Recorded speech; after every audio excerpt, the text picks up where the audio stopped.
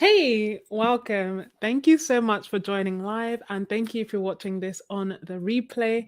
I I'm essentially going to be doing a swatching video to just highlight some of the favorite Roman Szmal colors that you guys have asked for, that you've requested, that you wanted to take a closer look at. Part of me wanted, I'll probably end up creating like a proper recorded edited video, but but for now, I kind of thought that it would be nice to do it dynamically, do it live, swatch out the colors that you've requested already, and swatch out any of the colors that you may want to take a closer look at now. So if you do have colors that you want me to swatch out from Roman Szmal, then please feel free to drop it in the comments and I will add it. Hey, thank you all so much for joining. Hey, Dark Rose. Hey, Astro Cleo. Thank you for watching on the replay, John. But yeah, sorry. Sorry. I honestly, let me explain.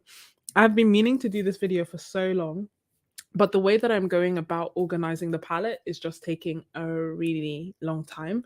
And Roman Szmal is currently having a sale. So I thought that, and also I think that the swatches on Jackson's just don't do them justice. So rather than posting this video all edited and beautiful later on, I figured I would just do it now really quickly. And still, obviously, sales will come and go, and there are plenty of deals, and they are still a really good price. But I kind of thought it might be helpful to do it right before the sale ends. Just because it's off the cuff. Yeah, I finished work, came back, and I've been arranging my palettes. But let me show you what I have so far so that it hopefully makes a little bit more sense. So, as you this is like so long and so extra. Let me know if you tend to keep the the wrappers of your paints or whether you tend to get rid of them. But essentially, I decided to keep them, especially because Roman Szmal, they are hand painted. So I kind of felt bad about just throwing them away.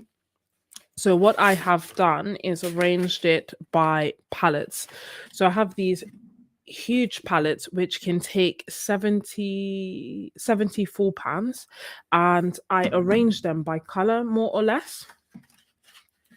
So I have 3 of them. So this is the first palette. And I think for this video, we'll probably be focusing on the first 2 palettes. But if there's a color that you like, that you want to take a closer look at, that's in the other one, then I'll bring it out and that's fine.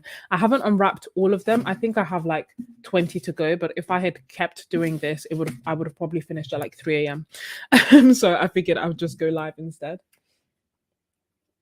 Yeah, so you do keep the wrappers. Oh, thank you so much, Dark Roast. I appreciate it. My mom did my hair. But yeah, so this is palette number 1, and it's like these colors. So it's basically the yellows, the oranges, and the reds. Then palette number 2 is the purples, the blues, and the greens. And palette number 3 is like the earth tones. And as I say, all the swatches are not here, but most of them are. So I think it will probably start with palette number 2. And you can see they're ordered in the way that my palettes are normally ordered, in terms of like starting with the yellows and then gradually progressing to the reds. These here, for reasons unknown, I also use this to follow. So I tried to follow this pattern, but for some reason, all these yellows, which I kind of felt should be in this palette, are actually with the rest of the earth, which is why it kind of goes from reds back to yellows. But it's fine. It's okay. Hey, Patricia, thank you so much. Yeah, I honestly, so this is the bit that has taken so long, right? Because you take off, you unwrap it, you cut it to size, you stick it down, you write on it. And then I also wrote on each and every one of the pans, just in case, like, you never know, especially after I dropped a couple of watercolor pans and everything got out of order. I just fully appreciate the benefit of having them labeled with permanent marker. So which colors? I want to start with the purples, and then as the suggestions come in, we can add extra swatches if you want. But as I say, if there's a color that comes to mind that you would like to take a closer look at, then let me know. So the purples are in palette number 2, which is actually like complete. I'm probably not going to add any extra colors. Hey, Christina, thank you so much for joining. Hey, a watercolorist. I don't know why I always say that funny. They do look so pretty. It is indeed 100% cotton, I must say. So, Astroglium, essentially sponsored me, I guess, or this channel or us for our benefit. She wanted, requested, demanded that the Roman Szmal watercolors are swatched on 100% cotton. So I actually bought 100% cotton after she kindly sent me some. After she kindly was like, use this to buy 100% cotton specifically for this. So for this video, I'm going to be using the Bao Hong 100% cotton watercolor paper. But then for like the proper videos, when I swatch everything out, I will use the Saunders watercolor paper. That's 100% cotton because that's Astroglio's favorite paper. Thank you so much, Pre-Raphaelite. Hey, yeah, honestly, she was so sweet. She's like, they deserve 100% cotton, and I was thinking about it, and ahhing, and then she was like, no, just get it. So here we are. Where did I get the palette from? So I added it after. Sorry, I actually forgot to add it initially, Franny, but I can send it to you if you give me 1 second.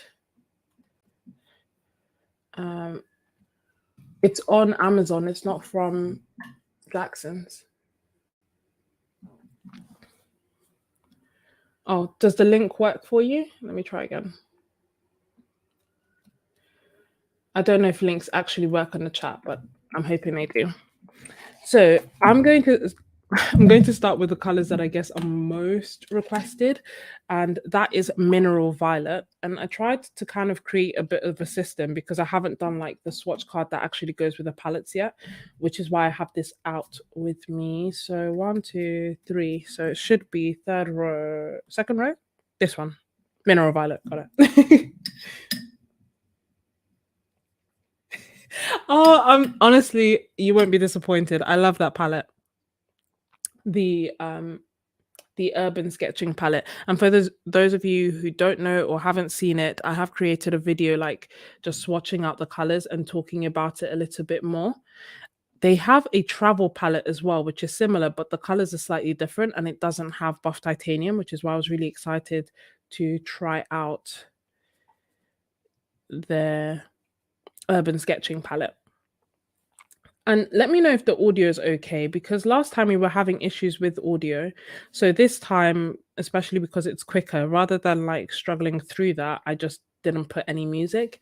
If you want music, I can try and put it once we've done a couple of swatches.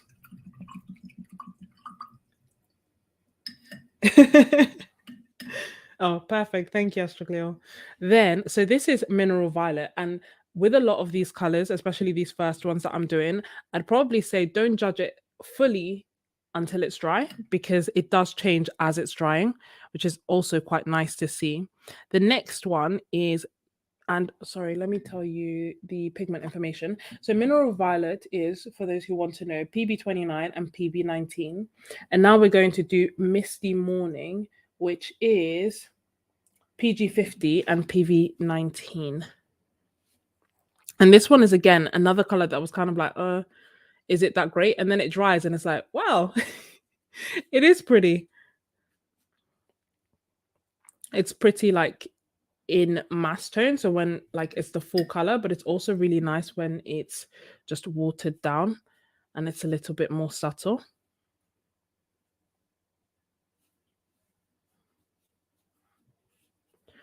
So I don't know if there's a Q&A box, is there? Because if there is one, then that might be a good way to let me know if there's any colors that you want to swatch. Or if you put it in the chat, then I'll make a note of it so that I don't lose it. And then I'll find it and swatch it out for you. What did you get, Christina, in your second order? Thanks so much for letting me know the sound is good. Okay, perfect. Glad it worked out. And next, we have Shadow Violet. Do we? Yeah, we have Shadow Violet Light, actually. Well, we'll do Shadow Violet and then Shadow Violet Light. The one thing I will say about the Roman Szmal paints, which after opening over 100 of them became very apparent, is that sometimes they are like very sticky. And I know that it was kind of known. Some colors will be rock hard, you unpeel them and it's completely fine. And some colors, especially like you can kind of tell by the tops of them sometimes, like the ones that look as if they are still wet, like this one, for example. Can you see? Or if there's a light one like this one as well. These ones were like really gummy and really sticky to take off.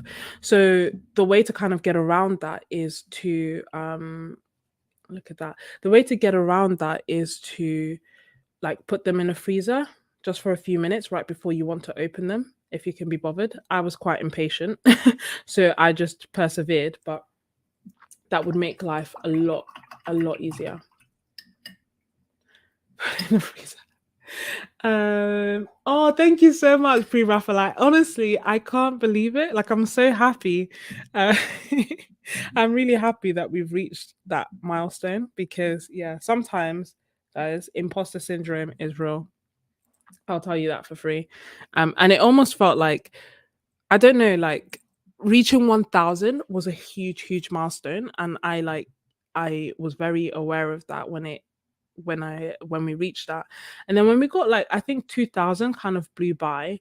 3,000, I was like, oh wow, I can't believe we're at 3,000. 4,000, like again, kind of surprised me. And then when I realized we were nearing 5,000, it's almost as if like time or the numbers like massively slowed down. So it's from the moment that I was like, oh, I might actually hit 5,000, that it felt like forever before we actually got there.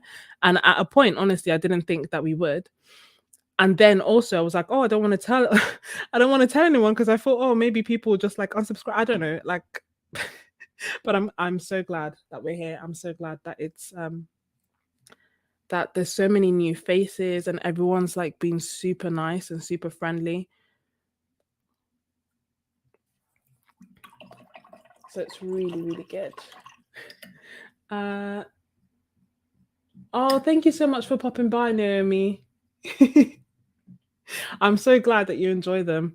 And again, guys, if you want the music, let me know. But I don't know. My impression from last time was that you guys are happy with or without music. So I may do like a mixture of both. So some streams with music, some streams without music. Look at this. This is Shadow Violet Light. I'll tell you the pigment numbers in a second. Because this is beautiful. This is like more blue than I thought. I wish I could show you the like Jackson swatches so that you could also compare, because honestly, I don't know. I don't know why they are like that. They should make them better.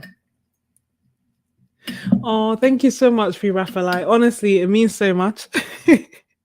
Sometimes I'm like, oh, I don't know if people do like my art or not, but I just love the community that we have. Like, I love hanging out with you guys and painting and chatting and, you know, talking art supplies, talking no buys, talking anything. I think it's really lovely, especially because I don't have like real life, you know, physical art friends.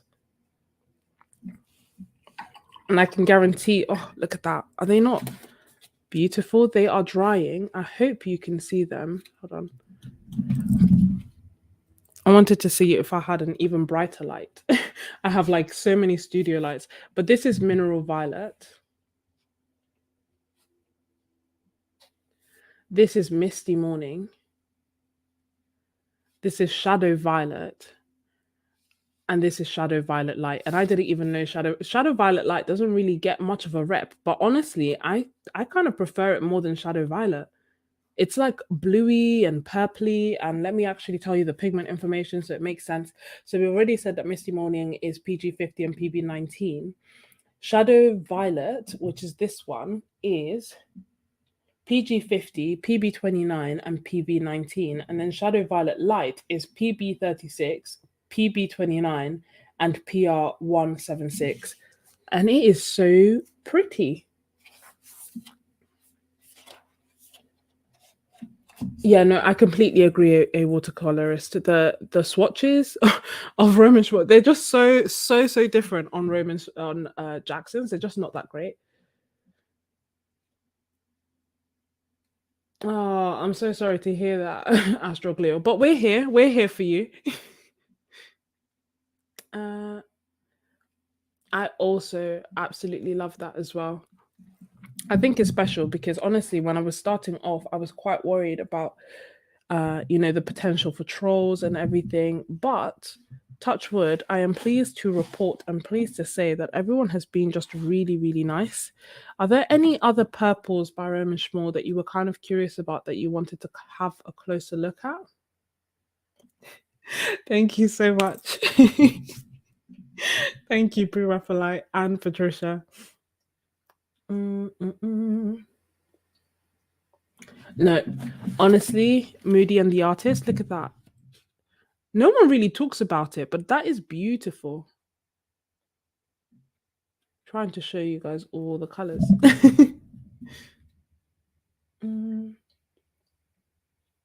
Yeah, I love Shadow Violet as well. I'm just surprised, like I haven't seen Shadow Violet light before. Um, oh, thank you so much for popping by, Annie Noodle. Yeah. Do you have the PV55? Oh, I have Autumn Green. What's the PV55? What's like, what would be the name of it? Or if you like, if you Google for me, if you don't mind, like Roman Szmal PV. Oh, quinacridone purple. I have that. Is this one? Is this beautiful color right here?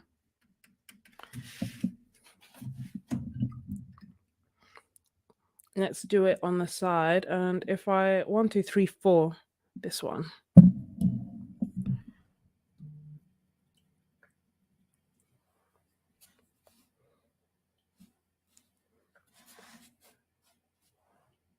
And then we can move on to the greens, which are beautiful.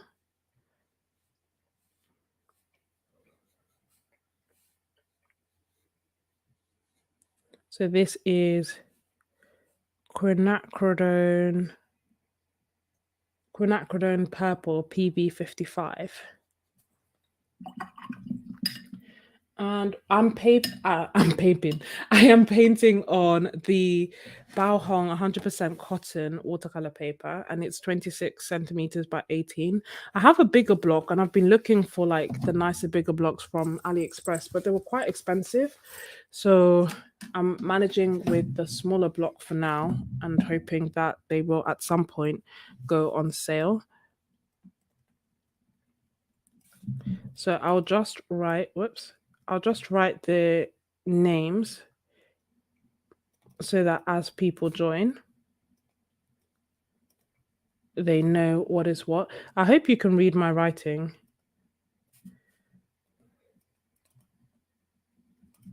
And this is Shadow Violet Light. And then we said this is quinacridone purple. So I'll just do Quin purple. And I'll leave some space in case we decide we want to do some blues. You're more than welcome. Hey, Melissa, welcome. Manganese or cobalt violet? Oh, cobalt violet. I wonder. It might be the one color that I do not like. So we have a cobalt violet light and a cobalt violet deep, but I don't see like a normal cobalt violet. And you want the manganese violet as well. So they're like low tinting purples, basically, yeah. Cobalt violet. I only see the light and the deep. So we'll do those 3 colors and then see, and you'll have them next to this. So let's start with the cobalt violet light, which is PV49, and it is 1, 6, 7. First row, 7th. This feels like this feels like serious mathematics every time I try to work out what is where. So this is cobalt violet light. And you saw how much I was swatching. Do you remember, if you haven't seen it, there was a time I was swatching the Daniel Smith watercolors and creating my like travel palette. And that was my first exposure to cobalt violet. And I honestly thought like the color had expired. I didn't realize, because I was expecting like a bright dioxazine purple kind of color.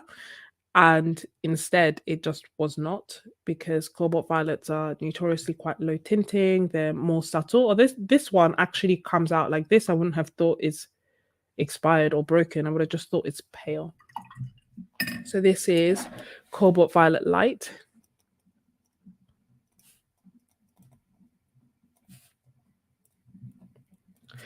And I'll let that dry. And as that dries, we will do Manganese Violet, which is 2 down from that. So is this one.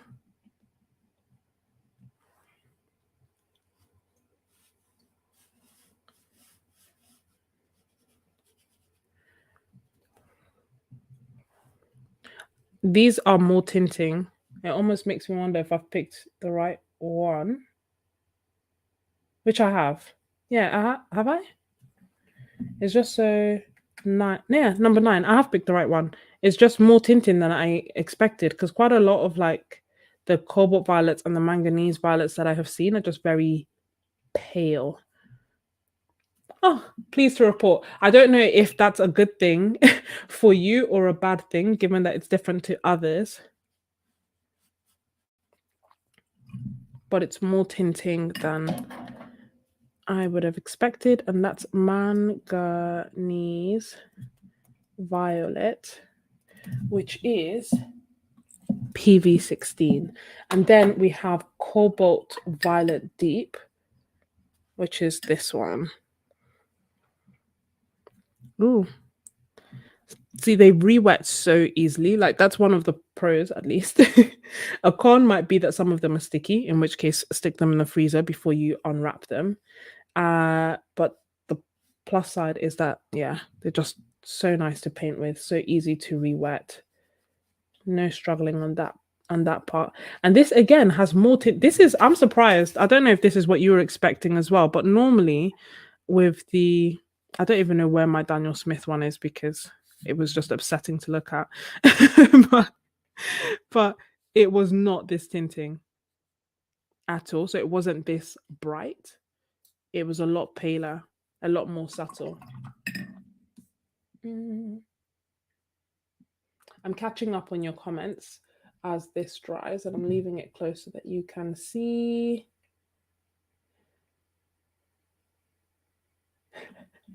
My bad. I'm so sorry. I am so sorry. Quin magenta next to Quin purple. There's not trouble. I don't mind doing that at all. I'll put that up so I remember.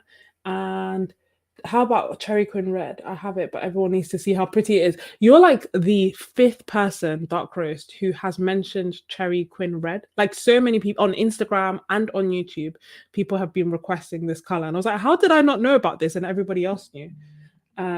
So yes, I'll do this one first, and then we'll do the cherry quin red. And thank you so much. Honestly, I had a patient who's a teacher who was complimenting me on my penmanship. I was so flattered. Hein Mueller Expressions, nice paper, 100% cotton, and it's not so expensive. I will look out for that. Thank you so much, Christina, and welcome. That is, I'm always looking for like more affordable 100% cotton paper. Yeah, I know. It is literally like, if I'd got this, I wouldn't have been mad at it. Like, I wouldn't. It honestly put me off. I just thought all cobalt violets were thus a waste of money, but this is actually quite nice. No,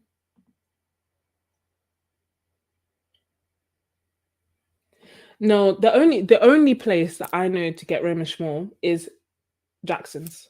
Like, that's where I get them, and they do deliver to Canada. Sorry. Can you still hear me? I almost pulled out the wire from my thing. They do deliver to Canada, but I don't know of them anywhere else. Hi, the unknown artist. Welcome. That does look. Yay. Welcome. Sorry, I'm just catching up on the comments. Oh, Roman Szmal sticks. Oh, no. Okay, fine. I thought you were saying Roman Szmal sticks. And I was like, wait, what? They're talking about releasing tubes, which is really exciting. Yeah, I completely agree. You can always like make it more subtle, but you can't make it more more than it actually is. And they're so gorgeous. Cherry Queen Red is not very common pigment, so that understood. Yeah, because loads of people kept requesting it. Hi Tony, hi Fizzle Sticks. And let me go back to a watercolorist. So Queen Magenta. So we have Queen Purple. Where is Queen Magenta? We have Queen Magenta here. So I'll put it like here so that we can see. And can you see how easy? Anyways. Oh, this almost looks like opera pink. I don't think they have an opera pink. I don't remember writing that down. But this is, yeah, like a lot brighter. It's so funny how like color is relative, right? Because before we laid this down, this looked super bright to me. And now that we have this down, everything else looks more muted. And is the camera okay? Is it focused enough for you guys? If it's not, then let me know. Beautiful. So that's Queen Magenta. And we can see, like, we can wait and see how it dries. But it is very bright. And you want these two together. I don't know if you want, like, a screenshot, if that's helpful. If you were wondering about these two together.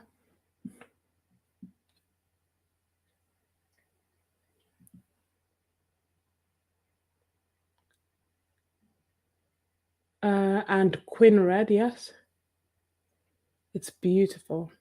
Okay, now Cherry Queen Red. The much requested Queen Red is in a different palette.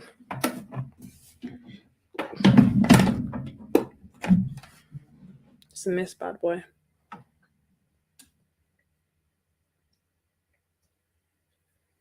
If I miss a message, like if I miss one of your comments, then just send it again, because sometimes the chat just moves a little bit quick for me, and it's easy for me to miss something. So I won't like ignore you or anything. So if I haven't replied, I haven't seen it yet.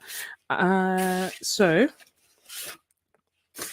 Cherry Queen Red.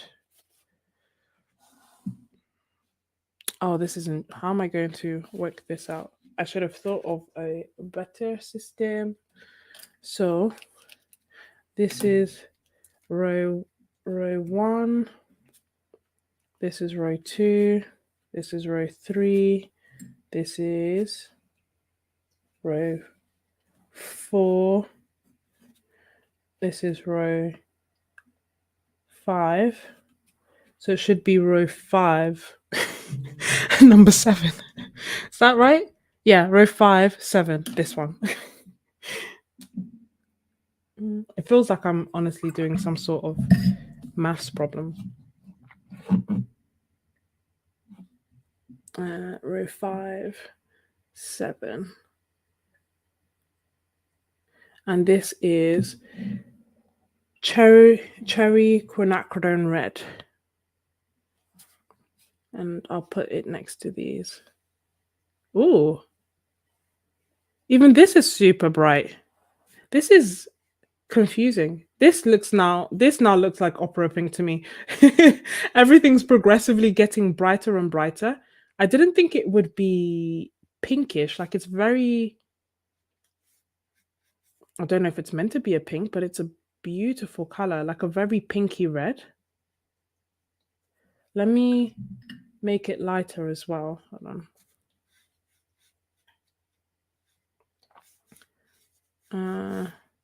I'll do like a swatch that's lighter so that you can see it. And I'll do a swatch like that. Can you see that? Yeah, they're very vibrant.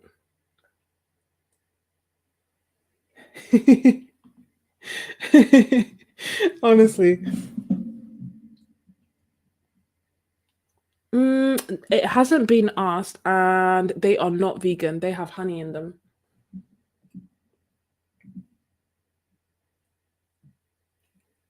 It's exactly that. I thought this was like, oh, resembling opera pink, and now I'm like, no, this is resembling opera pink. Oh, you meant quinacridone and scarlet. No problem. Somebody else requested quin cherry quin red. Cherry quin. It's weird. Oh, I think my family's on the family chat, so my phone keeps vibrating.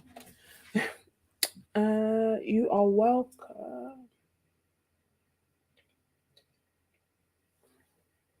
I haven't got quin coral, so I can't compare them. But it is lovely. And you wanted quin scarlet. Where is quin scarlet? Oh, here's quin scarlet. This is it's a lot warmer than these colors we've been doing. Quin scarlet. It is on row 4. 1, 2, 3, 4. Number 4 on row 4. This one.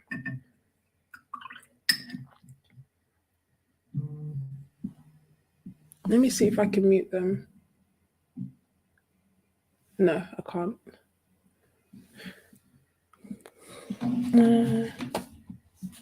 Okay, so quin scarlet now.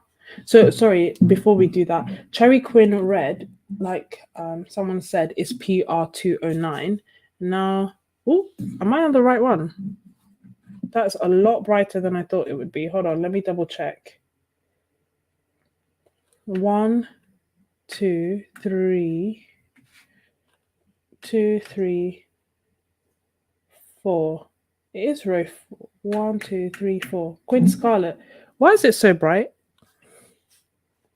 I'll have to double check this. I don't know if this is correct. This is like orange.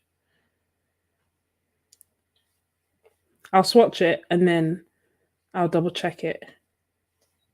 Unless this is also the color you were expecting, but it's not the color I was expecting, which makes me wonder if I've got it wrong, which is why I labeled everything.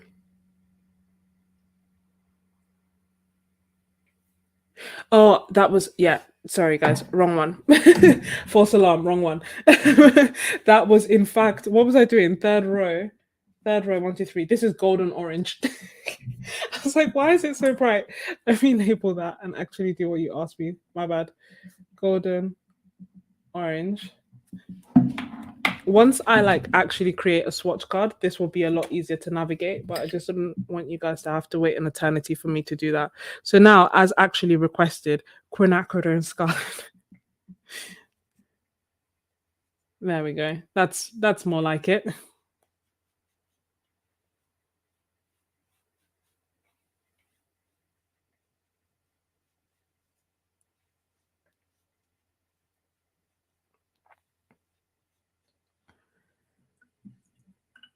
Can you see that it's like a lot warmer?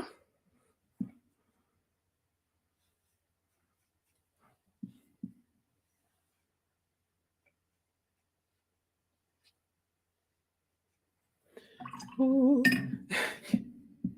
Everyone put, hold on, let me see.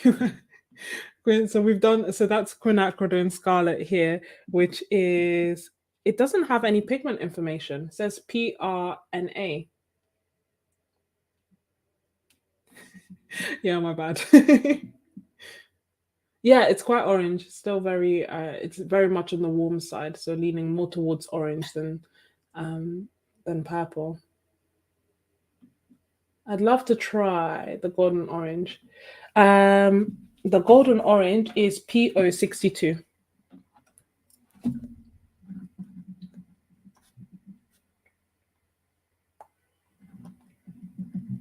That's quin scarlet.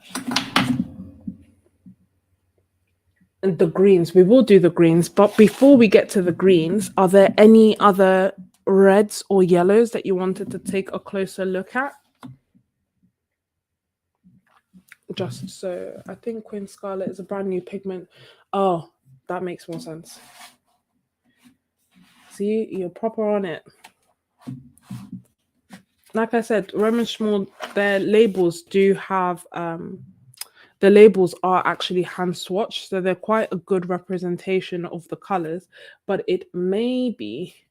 So if you see one and you're like, oh, I want to get a closer look, then I can. The only thing is that obviously they're small, so they're fine for me to see, but for you, it may be a little bit more challenging to see all the different colors.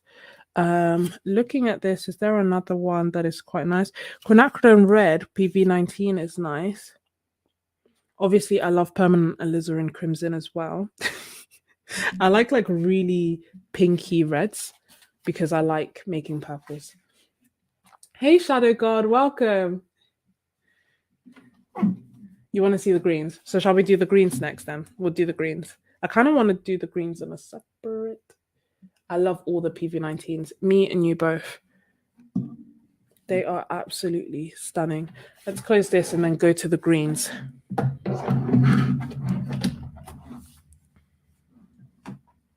I kind of want a new paper for the greens.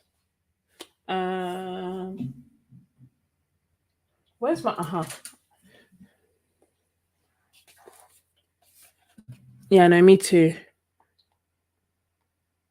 I love those kind of like pinky purpley colors. So I'll do a new color. We'll do a new page. I think I will end up using the back of these. Forgive me. Not necessarily for this video, but at some point. I just can't be leaving all this white space.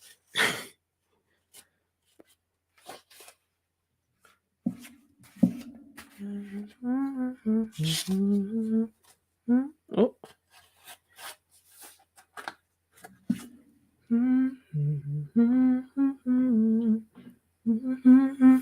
Sorry, I was listening to music before I came live because my neighbors are so loud. They keep playing music really, really loud. And it's so annoying to listen to music through the walls. You know what I mean? So for that reason, I've now started listening to music so I don't have to hear their music. Yeah, Christina, their magentas are beautiful.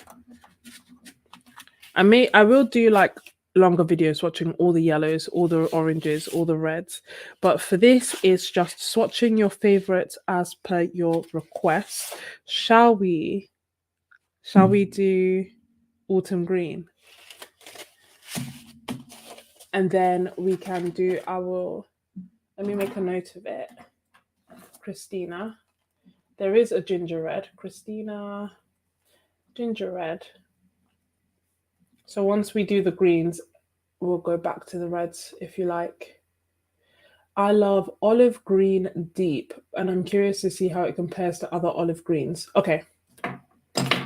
Olive green.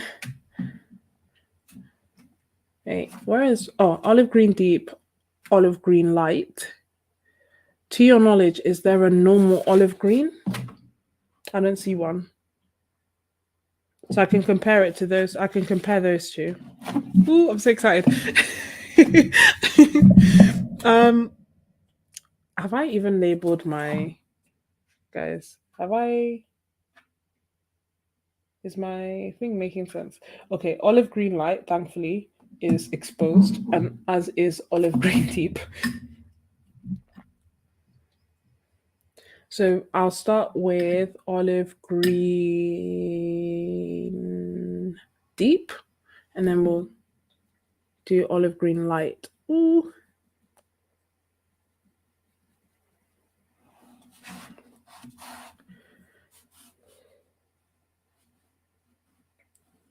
Look at that. Honestly, their greens are beautiful. Like, I don't feel like I used to be as passionate about the color green until I started painting. And now all of a sudden it's like, oh, all the nuances in the greens I appreciate.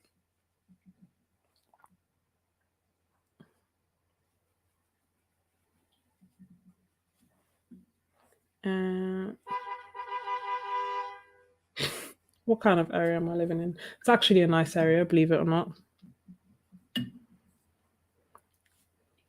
So that is olive green deep.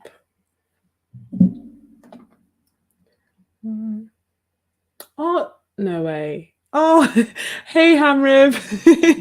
Thank you so much for joining. Oh, I thought it almost like went back, like I almost clicked back and clicked out of this. Thank you so much for joining. Oh, what are you painting, brown guy? Thank you for joining as well. This is so cool. Yeah, honestly, the greens. The greens, guys. The greens are so special. I never used to be a green person. It's my sister's favorite color, and I was always like, okay. I think my mom loved it as well. I was like, fine. But now I get it. I created an entire video for my Ko-fi members mixing greens because honestly, I was like, these are so beautiful. So this is olive green deep, and it is pigment number. Let me know if you can still hear. Let me just move this so that you can also hear me. It is pigment number. It has 4 pigments. PY 150. Hold on. I should have worn my glasses. PY 150, PBK 9, PG 17, and PBR 25. 8 out of 8 light fastness. Beautiful. Absolutely stunning. If there are greens you'd like me to swatch, let me know. But we're going to compare this to olive green light.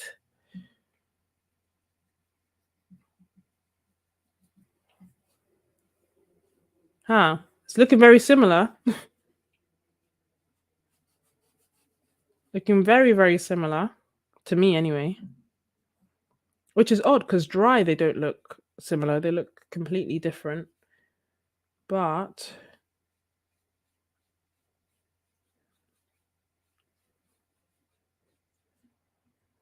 looking at it in the swatch, okay, this one's slightly slightly lighter and slightly leaning more towards yellow. But I will do like another swatch here so that you can see.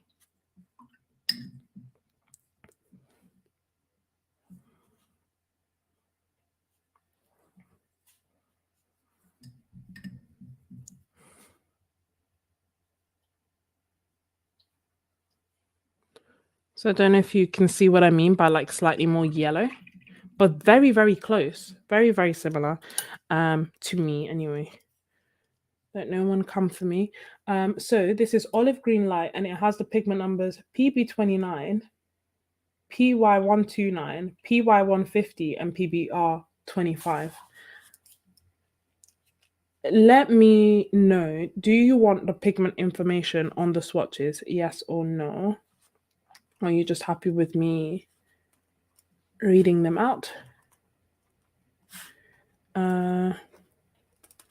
So this is light and this is deep. And we can check back on it once they're both dry. But I'd say they're pretty. I'd say if you have one, you don't need the other, personally. I love a good sap green. Green is my favorite color. Yeah, I love sap green as well. Sucker for sap green. Uh-oh. Who's angry? And stream is frozen. Is it working now?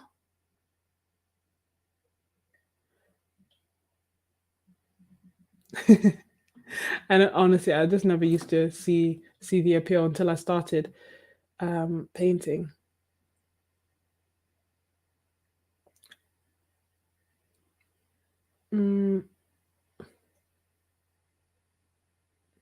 Do you have a deep green gold and a green gold? They look very similar. If I made the juice, they're quite juicy. Can you they're still moving. But I can, hold on.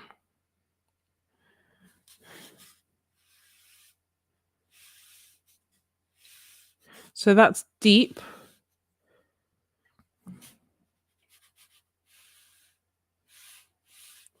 When I do it like, you know, when you swatch like that, one of the other benefits is that you can also like see how they move in the water.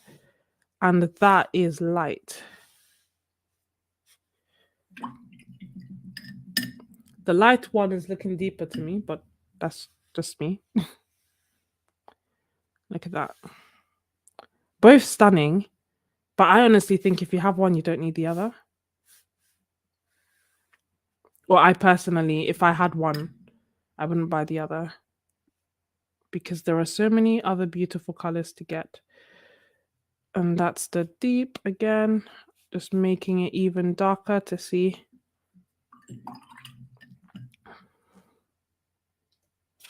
And that's the light. Ooh, whoops. Moving lots.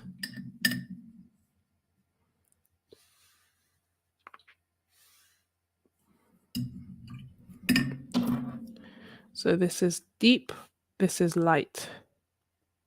And now I'm going to catch up with you guys and see. Very juicy olives, beautiful olives. Yeah, they look so similar. I've tried juicy olives. Yeah, honestly, I would too. I can't. I see what you mean, Hamrib. Maybe the light is more granulating, which is a bit surprising. So the olive green light is granulate. Yeah, no, it says both say that they're granulating. I can't explain the difference between these two guys. I've tried. I've really tried. I can't see it. So this is olive green deep, and this is olive green light. I agree that they're beautiful. I think the light one granulates a little bit more, but I think the difference is so subtle personally. This top one is the deep one, this bottom one is the light one.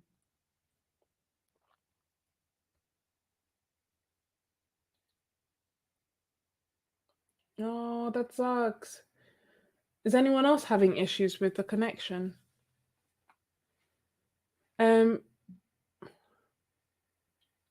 and do I have deep green gold and green gold? I do.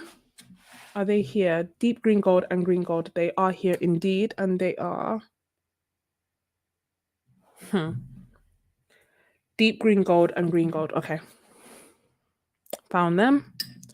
So I'll do deep green gold first. So we'll have deep on one side and lights on the other. Ooh.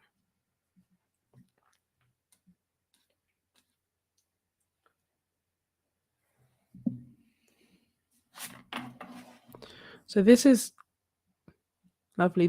I was kind of stuck as to whether to put this in the yellows, but because it was cold green, I left it with the greens. So this is deep green gold. And it is pigment PY129. It is 8 out of 8 light fastness, medium staining, non-granulating, and transparent, apparently. So we'll do a nice big juicy swatch.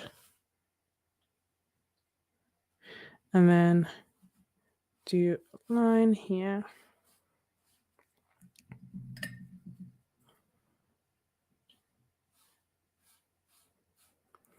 And then next to it, we have green gold, which is pigment PY150, PY129, and PG36. So it has 3 pigments in it. Guys, and again, it's very similar. Very, very similar. Which is interesting, though, that you can make such similar colors using such different mixes.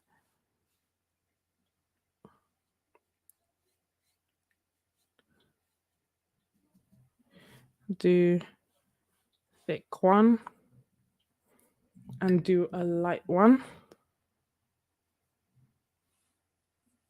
Okay, when it's watered down, slightly more different. Slightly. I'm catching up. Hey Jessica, welcome. I wonder what could have inspired you to get olives. Thank you for letting me know the connection is good.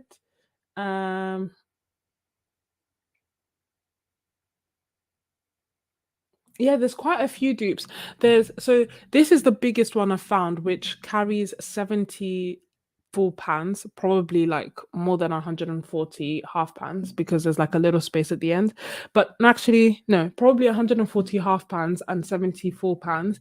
There is a Paul Rubens version, but it's smaller. I think it takes like 48 full pans. My bad, Christina. Can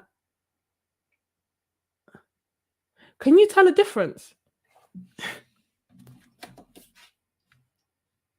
between the two? Oh, thank you so much for joining, Naomi. Sleep well.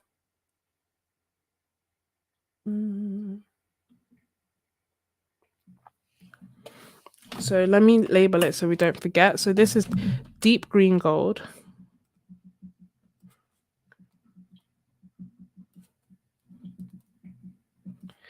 And we've said this is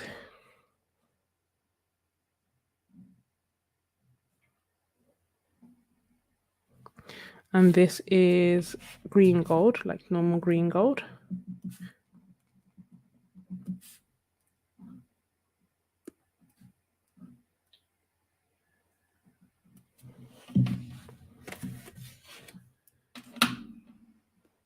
Yeah, no, I can't tell a difference really.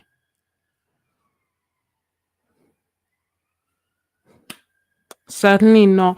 Maybe the difference would be clearer in like mixing. I say that only because green gold has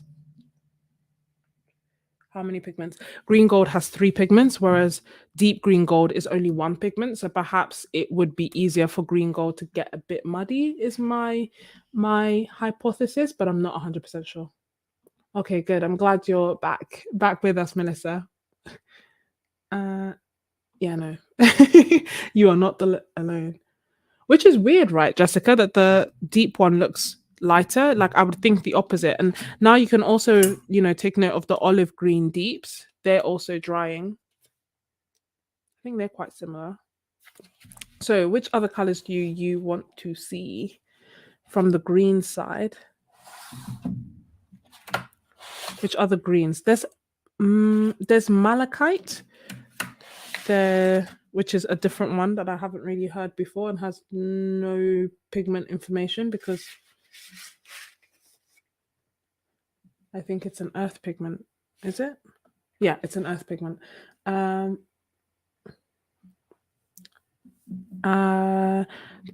Aquarius green. How could I forget this beautiful green?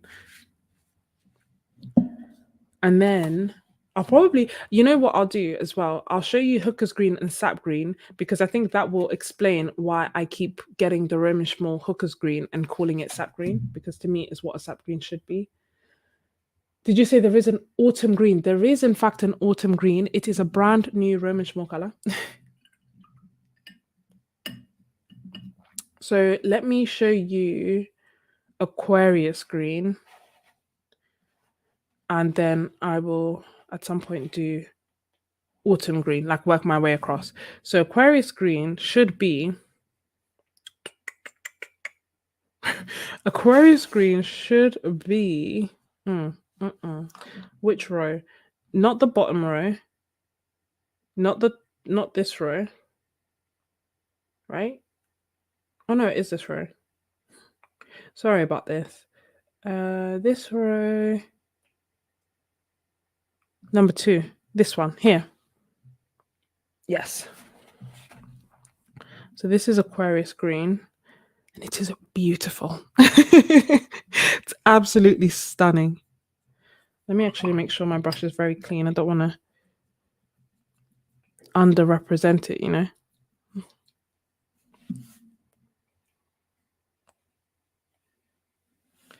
Because it became apparent I love dark moody greens. And this one granulates beautifully.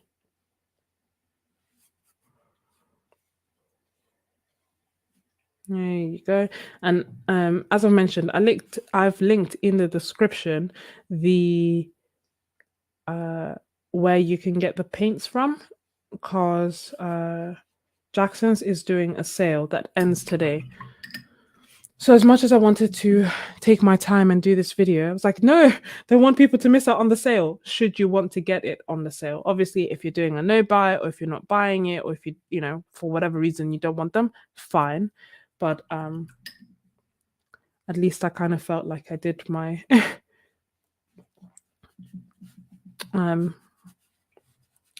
you know, kind of felt like at least this would be useful if anyone was thinking about getting it and wanted to see proper swatches instead of the trash that Jackson's has.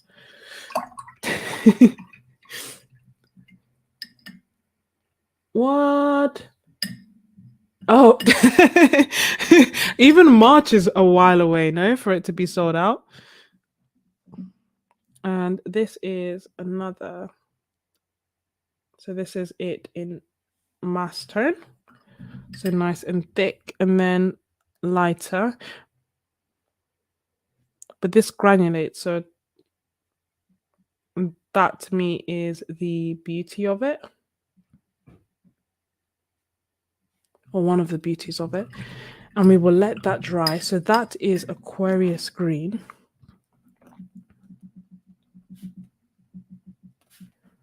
Which is PY150, PBR25, and PB29.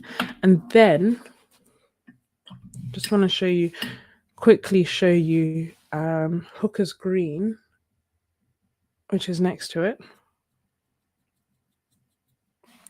So I'll just do, what should I do? I can do a little pebble here. So this is the Hooker's green, which is the color that I keep kind of reaching for as my sap green from Roman Szmal. Like my go-to beautiful green. I don't know why, because as in like I'm surprised that this is what I picked, but I think it was actually based on the swatches, or maybe I'd watched a video and saw it swatched out and was like, oh, okay, yeah, I like this color. And then this is the sap green next to it, which to me is not sap green. It's nice, but to me it almost looks like a phthalo green, no? Isn't it like super, super bright? Because the thing that I love about sap green is that I could almost, like, you know, not to say that anyone who does this is lazy, but I could be lazy with it, lay it down, and it will look beautiful. Like it's just such a nice, almost like natural color. So I don't have to mix if I use it. But this, this to me is not sap green. Pretty, but not sap green. And it's okay.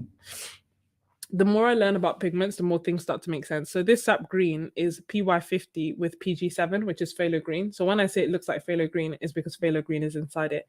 Whereas Hooker's green is PY50 with PB27.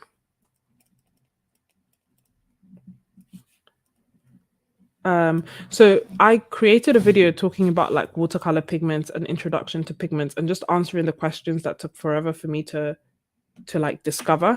And one of them was basically the fact that the names that businesses give colors kind of means next to nothing, which is why they will vary so drastically from brand to brand sometimes. Like obviously I think it's in their interest to use commonly known and commonly like expected colors, but that is why sometimes it's better to actually look at swatches and see if the color is what you want, rather than looking at the name and thinking that it's going to be the same, especially if it's like a color like sap green. It's not a pigment, you know, so we're just trying to recreate this green, which is why it varies so much from brand to brand. This to me resembles a sap green a bit more, and this is sap green light.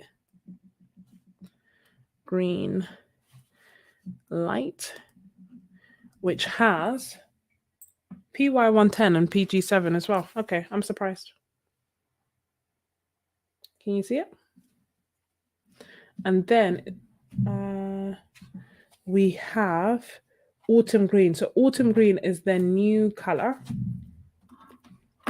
which is beautiful as well. And let's see if I can get it to granulate enough. We'll see. Autumn green.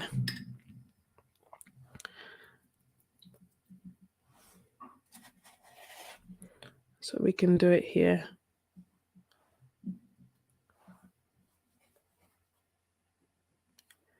And I will add plenty of pigment so that we can see, add plenty of water so that it can granulate and we can let it do its thing, but it's already like,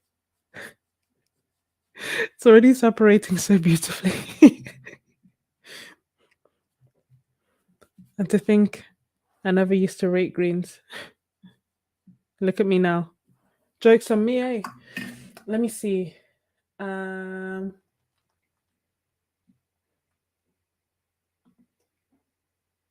Yeah, I agree. Very phthalo like.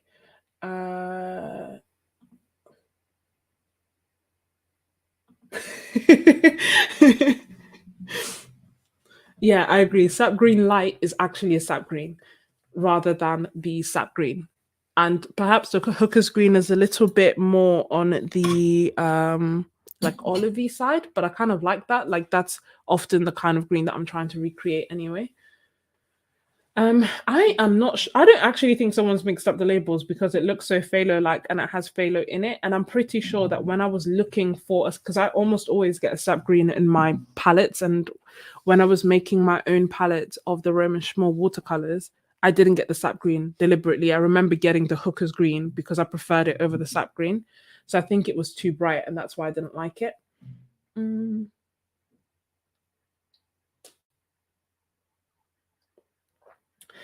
The uh I mean, see what you think when it arrives, because it's not that it's not a nice color. It is like it is a really beautiful color, and I think that you could mix it to make other colors. Like you could mix it to calm it down, but I think it's to me it looks like a phthalo green, so very bright green. So it depends on what you want to use it for. Just letting these dry. What colors would you guys like to see next? Anyone want to see any purple? Well, we've done purples, and we'll go back to reds. But any blues? Look at can you see these two colors? I hope you can see. Uh, I hope you can see how beautiful. Don't know how close I can get it without it blurring out. Can you see all the colors inside? And then we have this one as well that's drying.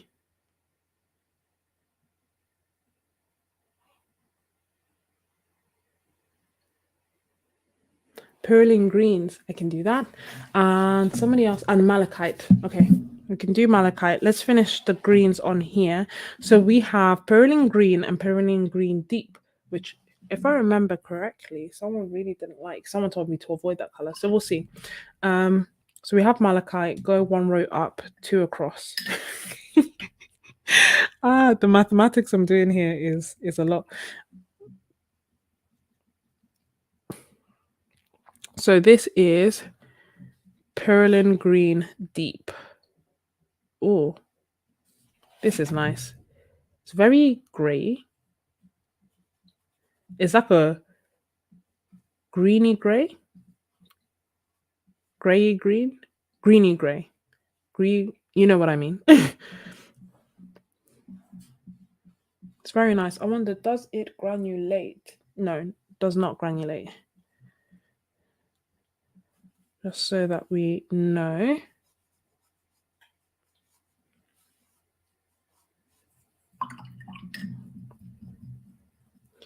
And let's make it slightly softer edge. And let's do this.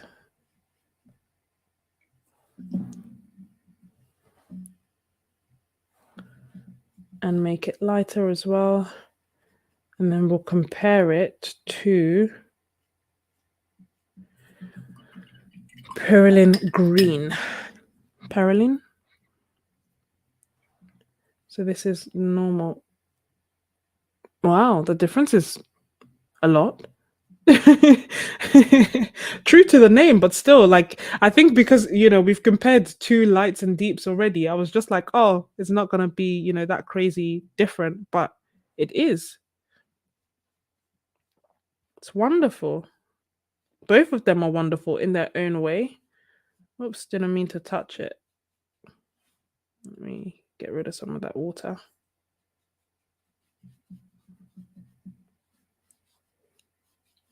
Okay, fine. At least, you know, with these two, the difference is clear. This is really nice. Something so peaceful about it.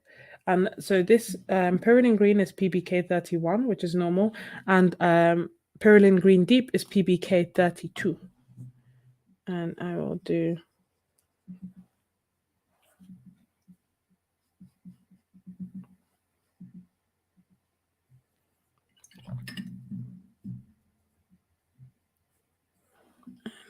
do a light one.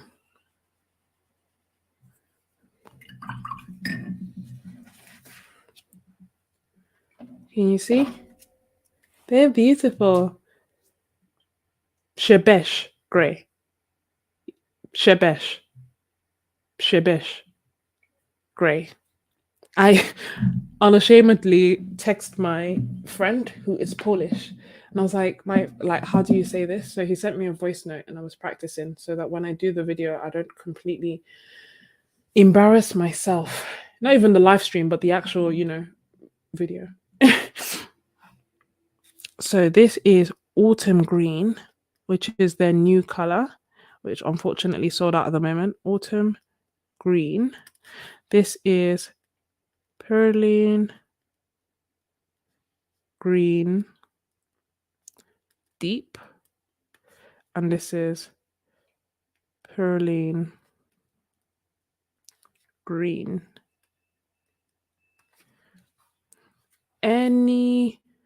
Have I missed anything? Press B. Shibbish. Yeah, that's as close as I think I'm going to get. And Perylene Greens. So we will do Shibbish Grey. Yeah, they granulated very quickly, didn't they, these two? And they're still changing. And are there any other greens that you'd like me to swatch?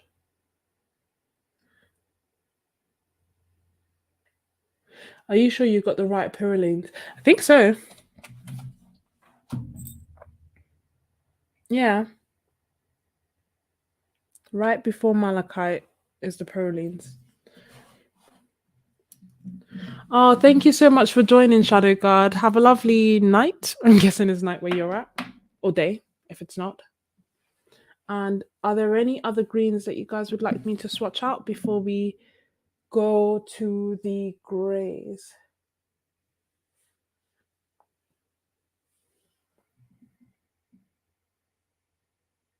The Perylene Deep looks opaque. I don't think it's opaque, you know. I think it might be, as in like it's dark, but I think it's maybe semi. I think they're both.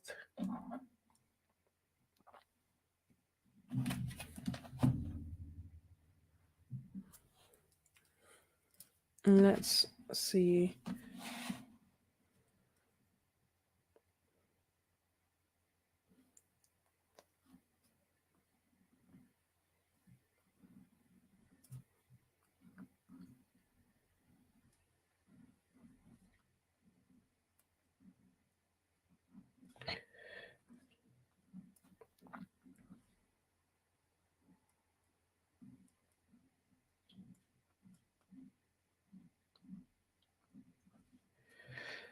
Okay. And do the deep at the top.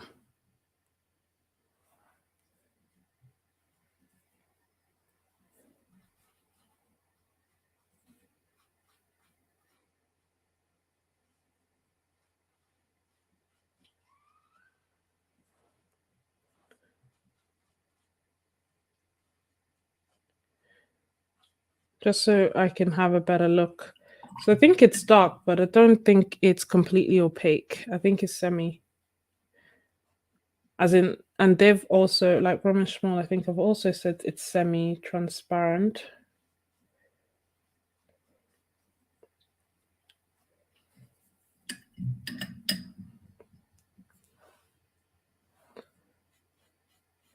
So I think it's dark, yeah, but it doesn't, it's not leaving like massive amounts of residue on the pen.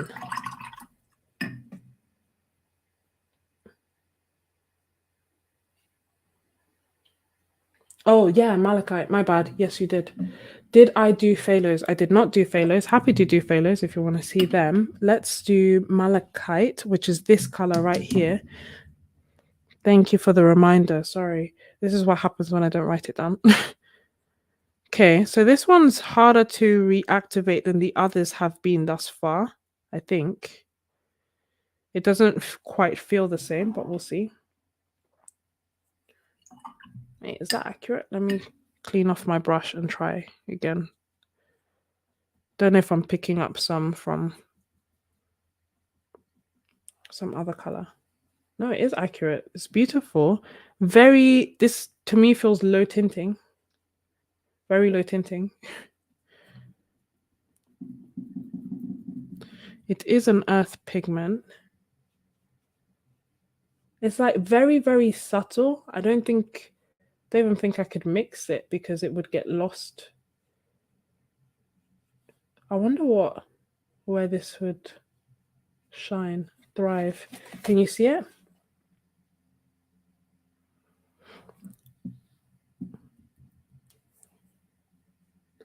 Don't know. I think there's a malachite in the Ganzai Tambai. So I was expecting a color more like that. It's a lot like brighter. Yeah, you see this. This is granulating as well. Doesn't have any pigment information. Yeah, so I think it's actually, yeah, it is an actual stone.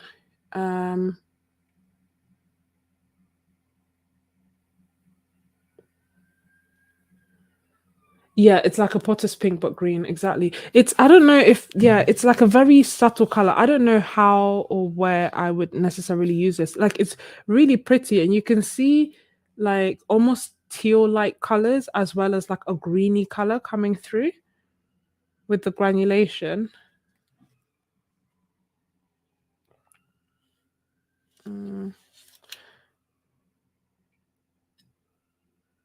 But it's just very subtle.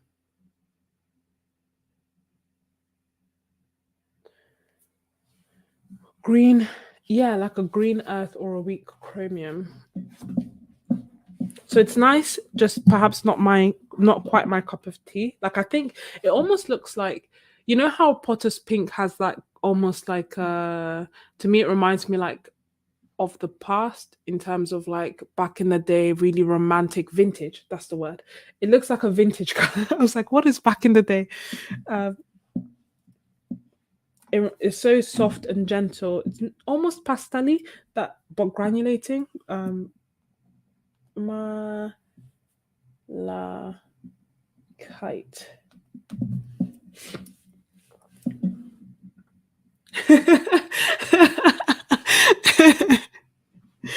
That's so funny. I think it would work for cool shadow on a linen cloth. That's a very good idea. This is what we have so far. Could we search Quin Pink and Magenta side by side? I'm trying to choose which color to buy. Yes, of course we can. These, oh. I don't know why I'm so excited. So you wanted Quin Pink and Quin Magenta. We have Quin Purple and Quin Magenta here, and I can do Quin Pink as well. But before we go to Quin Pink, I'll just have that up for you for a second. Because we were going to do Shibish. Yeah? We're going to do Shibish Grey first, and then we'll go back to the reds, only because it's in this palette that we have open now. So if there are blues that you're considering buying as well, then let me know. And if you use my code and it's the first time that you're shopping on Jackson's, you'll get 10% off. If it's not the first time, you won't get any discounts, but I'll be very grateful. I'm looking for my palette knife. Today has been a day of me just like randomly looking for stuff, putting things down, and then not knowing where I put them. If anyone was watching me and knows where I put said palette knife, your input would be very much appreciated. Oh, here it is. Found it. It's beside me.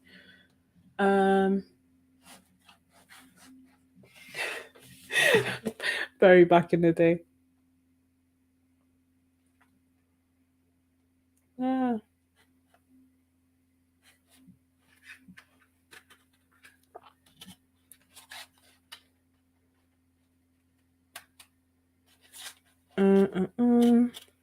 This feels like it's ripping the paper. It's going in the wrong place. Let me try the other side. Come on, what's going on? There we go.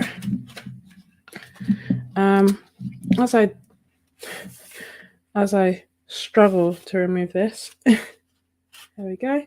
If anyone is interested in joining my Ko-fi, which is my Patreon equivalent, then I have also included the link for that in my description. And there I create exclusive content. We chat on Discord, share art, extra videos, art challenges, you name it, I do it because it's fun. You see what I mean? It was tearing on the back of the page. Don't know why that happens sometimes, but so I'll bring this one back. I know, but in my defense, Dark Roast, this time it was not my fault. I used a palette knife, I took my time, and still it started tearing. Whereas with the tape, that was definitely my fault. So we'll do the gray, and we'll do it here, which is this one.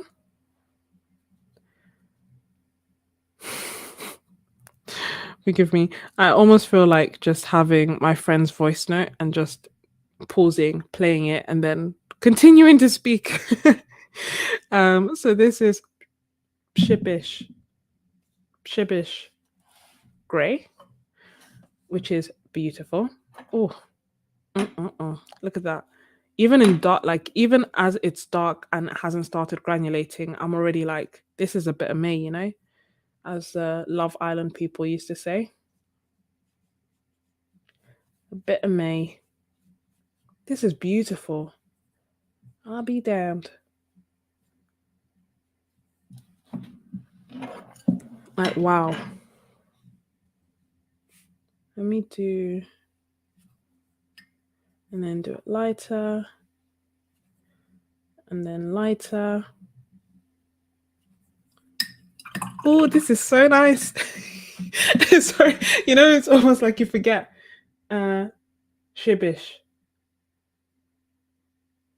Oh, can you see? So it's this one, which is to me like it's a purple. Should Roman Szmal want to rename it to like Sketches Purple, I'd be all for that. And I've done like lighter ones here as well so that you can see. But again, with granulating colors, it's the best way to see their character and see how they work and see all the colors is to add plenty of water and then to leave it alone and let it dry. So if you want something to like really granulate, you could use like rougher paper, add plenty of water, leave it to dry, and don't like use air dryers, you know. Dryers. Yeah, exactly. It's like indigo purple, but now that it's drying, you can see more of the gray coming through. Guitar pick, less ripping. Thank you.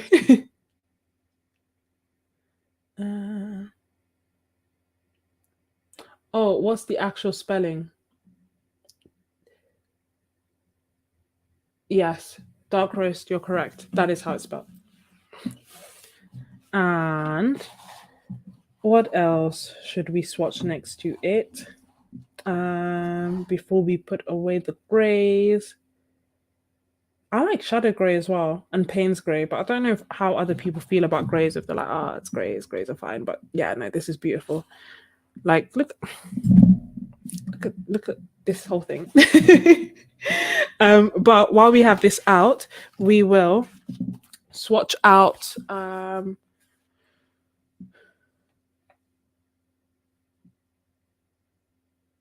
We will swatch out. Who asked for? Hey Tracy, who?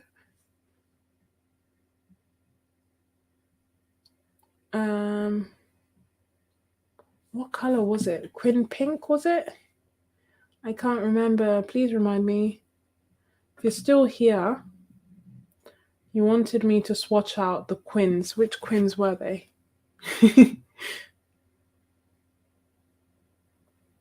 I love it too. Yeah, using salt can get some really cool effects as well. I personally don't tend to use salt, but I have seen lots of other people do it. Oh, hey Jessica, cool. Quin pink and quin magenta. So we have quin magenta already, and I will look for quinacridone. Oh, it is in this palette. Is it? Yeah, it is in this palette. My bad. Queen pink, which is next to quin magenta, and it is this color, quinacridone pink.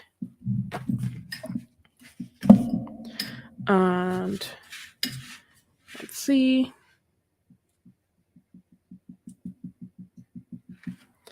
Is it going to get even brighter?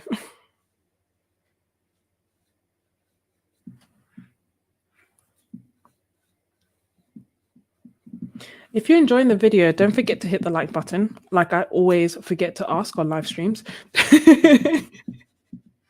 And if there are colors that you would like to take a closer look at, then let me know. And I will swatch them out for you. And then hopefully it will help you pick the right colors.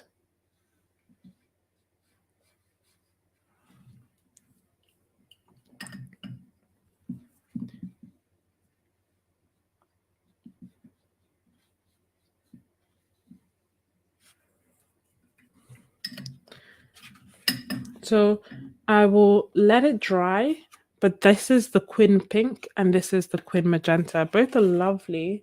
The pink to me looks a little bit on the purplier side, slightly.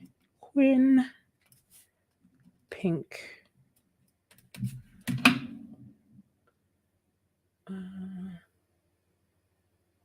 Differences between quin pink, quin purple, and quin magenta is these three. Purple, magenta, and pink, but pink isn't dry yet, so I'd probably give it some time before you judge all three. Oh yeah, you did ask. Sorry, I even wrote it down, Christina, and still here I am having forgot that. So ginger red. Christina did ask for ginger red, so I will do that as well.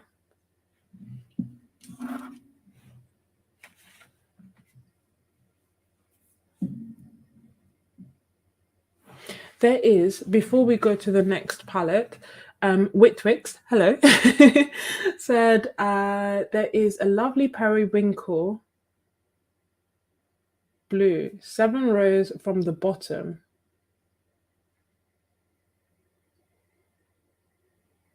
Second on the left. I am confused. 7, because I'm confused because there are not 7 rows, second on the left. Is there another way to describe it? I am confused. So there is a, which one? Periwinkle blue, 7 rows from the bottom. So I'm assuming, oh, you mean like this, because we're looking at it differently. So 7 rows from the bottom, second on the left. 1, 2, 3, 4, 5, 6, 7. Second on the left. This one. Got it. Lavender. Sorry about that. Thanks, Gods and Heroes. I was like, what am I reading? Because the bottom of the palette for me is here. So I was thinking, I was counting up from there. Okay, now that makes more sense.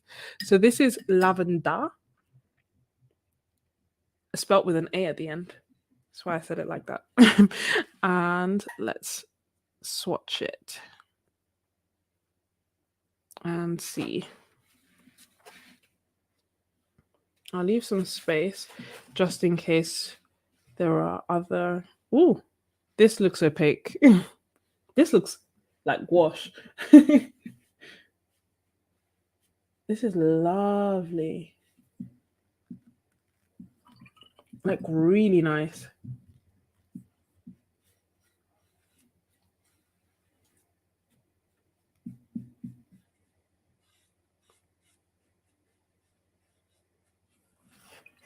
It looks like a pastel. Can you see that? Yeah, it's definitely blue tinged. And it is, okay, yeah. I was like, it looks like a pastel. It is PW6 with PB29 and a PV16. Will I be painting a picture? I don't know. Initially, the plan was yes. That being said, it's been an hour and a half and we're still swatching. So I'm not sure, Linda, to be perfectly honest. We will see, because I do have work tomorrow. Although I'm acting like and by tomorrow I mean later today. Although I'm acting like I don't.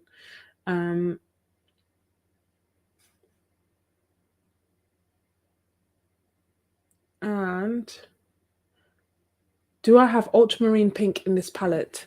I do. I do have ultramarine pink. Let me swatch it out for you. That is in between. Where are we? First, 10, 9, 8. 10, 10, 9, 8. Ultramarine pink.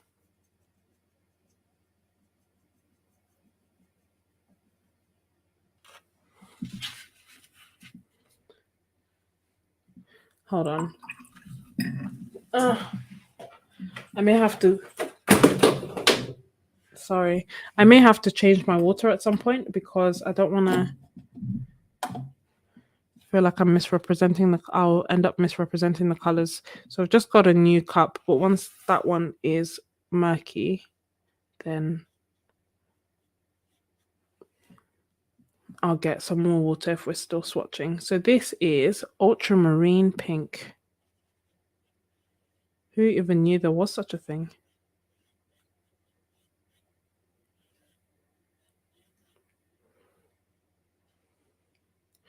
It is PR259. It's okay. It looks different to the swatch. The swatch looks darker.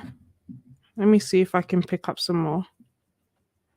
And by the swatch, I mean the swatch on the actual, like, you know, on the actual paint. Looks darker, a little bit darker.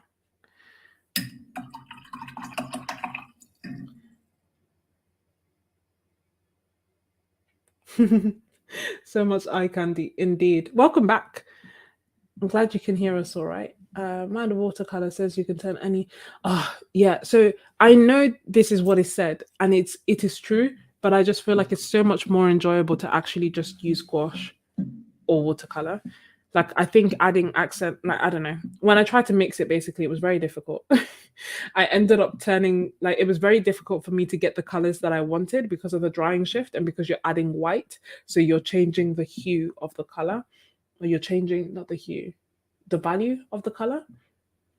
So if you're going to do that, you can, but then it would be best to do it with zinc white, because I found titanium white was just so powerful and so strong that it made everything like super, super, super, super light. And I just ended up using a whole bunch of watercolor to try and make a little bit of gouache.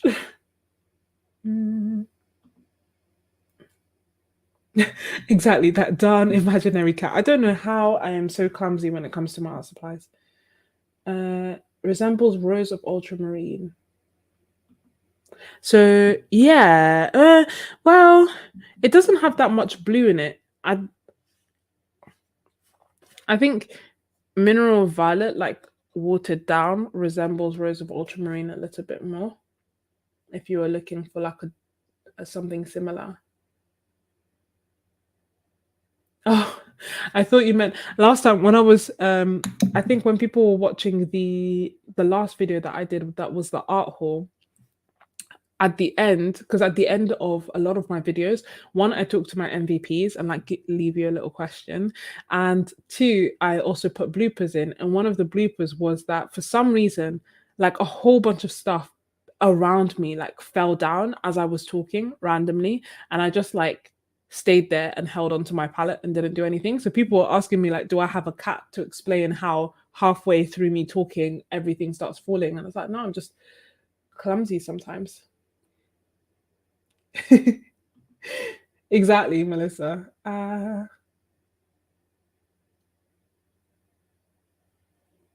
Yes, I completely agree with that, Akuda, and welcome. Because you're still using gouache, so you still get the like the consistency. Although I find that if you try, like I was trying to add so much color that it ended up getting very watery. So you still like using gouache, but it was just hard. It's very, very hard to get the actual colors that I wanted. So we are now going to switch over, I believe. We can always come back, to be fair. I'm acting as if it's like a big deal. It's literally just switching them.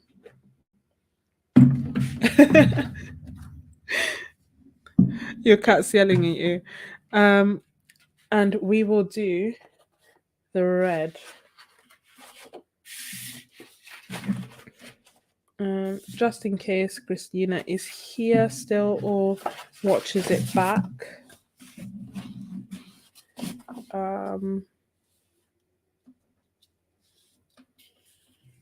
Which red was it?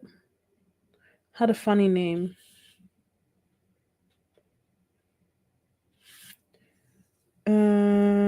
As a red, not cadmium red, not cherry red, quin red. No. What was the name of the red? How do I keep forgetting this? I'll write this down even. It was ginger red, but where is ginger red? It might be in the other palette, you know. Let's see. Might be in palette number 3. Ginger red is in the other palette. Okay, I'll get that out. I thought it was in my red palette, but it's actually like an earth. Is it PR 290? So it's with the earth pigments. It's not an earth pigment itself.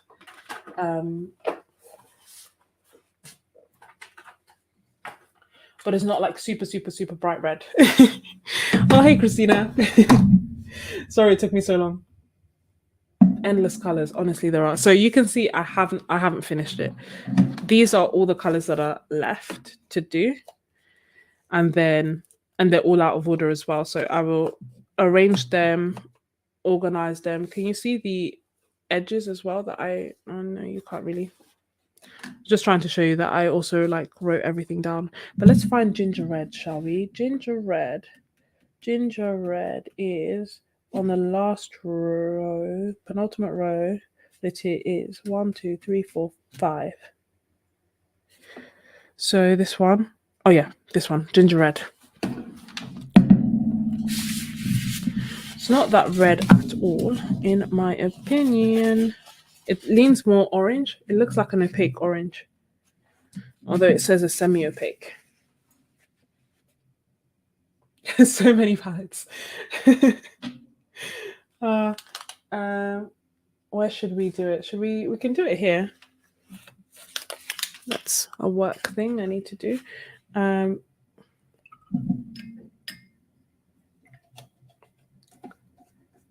And ginger red. Oh, guys, I didn't write any of the names on here. Let's swatch ginger red because Christina's waited long enough, and then I'll write the names. So this is ginger red, which is PR 290. I'll do it up here. Actually, let me just do it down here. So there's a nice big swatch for you.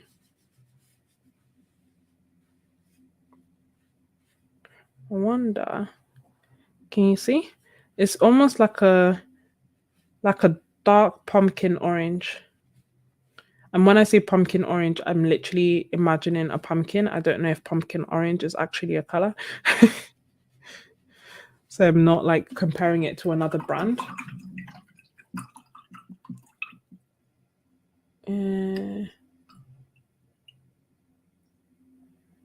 Please have a hard stop. When I say work though, it's not like patient facing. So don't worry, I'm not putting anyone at risk. Hence why. But yeah, should have.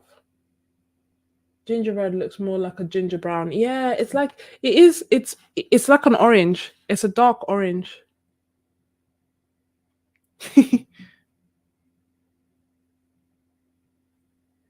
Yeah, doing the swatches. Not even the. I haven't even started doing the swatches. Can you imagine? Because to do the actual proper swatches, I'll have to write down all the names, I guess. I kind of wanted, like, ideally, I would just go through it and just therapeutically swatch them one by one. But I think from the perspective of somebody watching it, it is better if the name is there and you can read it and see it. Otherwise, it's not that helpful for you. So yeah, just unboxing them has taken so long. Finish Pritt Stick. How many colors does Roman Szmal have? I believe Roman Szmal has 180 colors currently, as of 2022. I don't know if they released any new colors in 2023. I suspect that they might or they will, because they've been talking about it. But currently, I have 180 colors.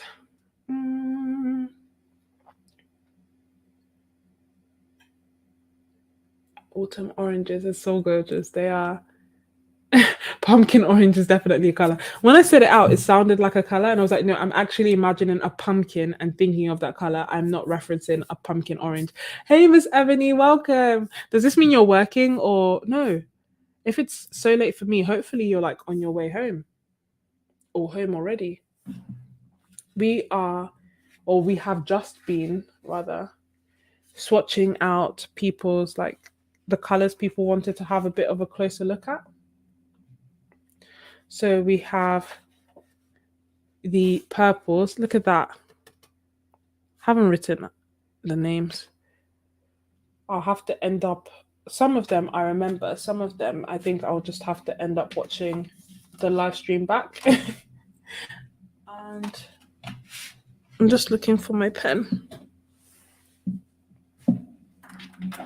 I'll write it in pencil because this is Shibish.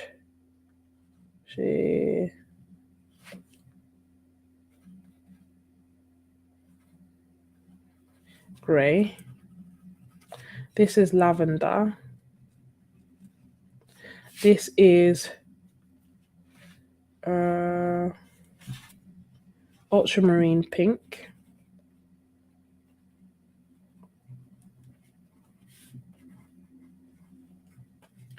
And then this is ginger red.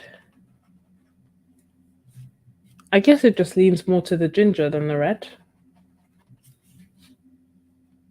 It's this color that I can't remember which one it is. Does anyone remember which one this is?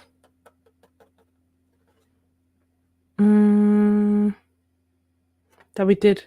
Cobalt. Oh, it's Cobalt Violet Deep. Don't worry, I remember.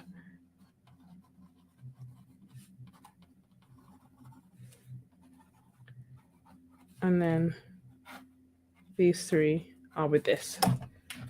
You know the reel that I made where it's literally like singing the song Nelly, where you put something down, look away, look back, and it's gone, and you're literally singing like, where they at, where they at, where they at, where they at. That's literally what it's like with me when I am painting. I wasn't I wasn't joking or pretending. And then this one is the second one. I love this one. I almost feel like you could, I don't know, it looks so scientific to me, like so like prim and proper, even though it has nothing to do with the with the actual science or equations. But they are beautiful.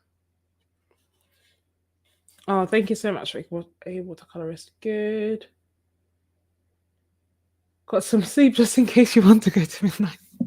That's a very good point, given that last time, there was a time that I actually stayed up so late that it went from being an appropriate time for the US, for, everyone in the US and Canada.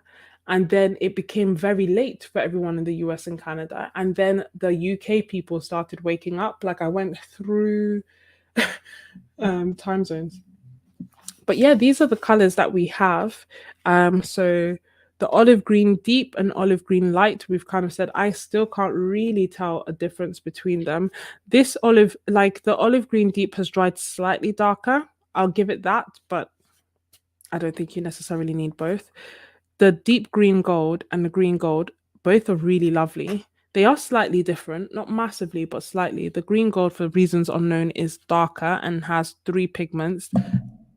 The deep green gold only has one pigment. Is that right?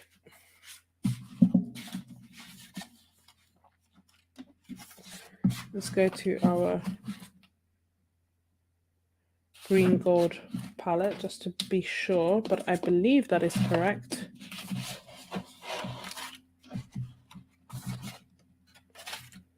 So yeah, deep green gold, one pigment, green gold, three pigments. And then like when you lighten them slightly, you can see a little bit more of a difference. And then we have the autumn green, which is one of the new colors by Roman Szmal, and started granulating almost immediately, like beautifully. So lovely. I hope you can see like all the colors. There's greens, there's browns, there's yellows that I can see. I don't know if those are the actual pigments inside. Then we have Aquarius green. This is one of my favorite greens. I absolutely love this green, and it's granulated. It honestly granulates even more than that. Like, I don't know if you can see it because it's dark, but there's greens, blues, browny yellow inside as well. Can you see that? That is bay. And then it in mass tone and light. We have Hooker's green, which to me resembles a sap green more than the actual sap green here. So I just wanted to put them side by side to reiterate the fact that sometimes it's just helpful to look at the swatches and maybe even watch videos of the swatches before going, rather than going for a color based on the name, because it can be very different, especially with things like sap green, where there isn't, it isn't like a pigment that they're trying to recreate or that they're using. They're just trying to recreate this, what we keep calling sap green. And then sap green light, that's a little bit more sap green-esque. Malachite, that we've established, is a back in the day / vintage, very gentle granulating color. Then we have the purlines, which to me are very, very different, which is good because we compared like the light and deep of these ones and the difference wasn't crazy. So at least this one we can see like a bigger difference. I believe Gods and Heroes hates one of these colors. I can't remember. I think someone told me. Yeah, that was.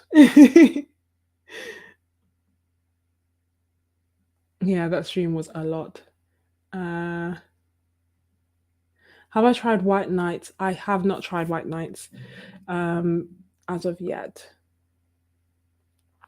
But yeah, I hear that they're affordable, but perhaps they're a little bit more student grade. Correct me if I'm wrong. I can't remember Gods and Heroes. Do you hate one of the Purling Greens? Did you tell was it you who hated like Purling Green Deep, maybe? I can't remember. I remember someone said they really didn't like the deep, like I found my pen. No, they didn't like the deep. But if it wasn't you, forgive me. I can't remember who it was. And then the malachite, I suspect the malachite is expensive because, like the Primatech Daniel Smith colors, it's ground rock. But the Primatech, how do I say this? Obviously there's some sort of like, controversy around the fact that they keep saying that they've actually ground up stones and used it to make paint, but there's next to none of that stone, and the rationale behind them doing that is why they made it so expensive. I don't think Roman Szmal is doing the same thing, but I suspect that is why it's more expensive, because it's actual like a natural earth pigment that they have crushed to create the paint. Honestly, oh my bad. Sorry, Gods and Heroes. I can't remember who told me then. Anyway, someone didn't like Pearl and Green, but I actually like them. The mysterious cat. Eventually, people will actually start believing I have a cat and I've just been lying about it for, I don't know, to hide it from my landlord or something. But are there any other colors that you guys would like to take a closer look at? Really? That's good to know. I want to start doing more portrait paintings. I keep meaning to create I keep meaning to just to create like a video talking about my goals for 2023, but I just haven't really set any as of yet. I think I will, because I feel like they can be helpful in terms of like giving me direction, but I also feel like I keep forgetting my goals. Like last year, one of my goals, like, or the year before that, one of my goals was to paint 50 animals or something like that. And I painted three, because, and then I completely forgot about it because I didn't want to do it. Same with like portraits. It was one of my goals last year. I didn't do it. So I want to do it again this year because I actually do want to do it. Oh, thank you so much. Thank you so much for joining, a watercolorist. I appreciate it, and I hope that you sleep very, very well. I will also link my Ko-fi if anybody is interested. But yeah, if there are time to make dinner, enjoy dinner. But yeah, if there are any colors that you want to see, please let me know. I hope that this was helpful, or is being helpful. You're welcome, Akuda. Cobalt sea blue and cobalt teal blue. I don't think I have those colors, to be honest. But let me see. Maybe you are. They don't ring a massive bell. Cobalt, it would be in palette number 2. Remember, there is a sale now on Roman Szmal, but it will end today, I believe.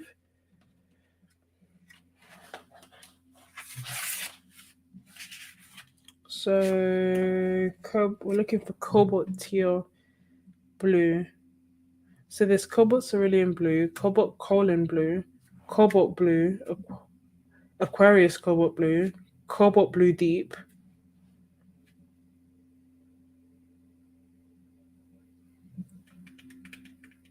But there's no cobalt seal blue or cobalt teal blue. Oh no. Oh, what am I saying? You're right. Cobalt sea blue and cobalt teal blue. I found them. These two. They are very similar. Let's watch them. You got 31 more colors. I don't even blame you. Like, this brand is incredible. I feel like a spokesperson for them now. Bearing in mind, I don't even think they know that I'm making these videos. Like, I genuinely don't think they know. Thank you so much for joining, Moody. I hope that you have a wonderful night and that you enjoyed the video. Don't forget to hit the like button if you are enjoying. I do keep forgetting to ask that, but it does let YouTube know that live streams are worth it, and hopefully it stops, killing my analytics every time I go live. Oh, sorry, I missed that. Quinn Gold and Quinn Gold Hue. That is a good shout. I'll do that. So let's do the teal blues, or whichever palette this one is first, and then okay, looks like we're doing teal. Oh wait, hold on. Transparent, gold, chromium, nickel as a yellow, Quinn. Okay, let's do the Quinn golds because they're literally right here.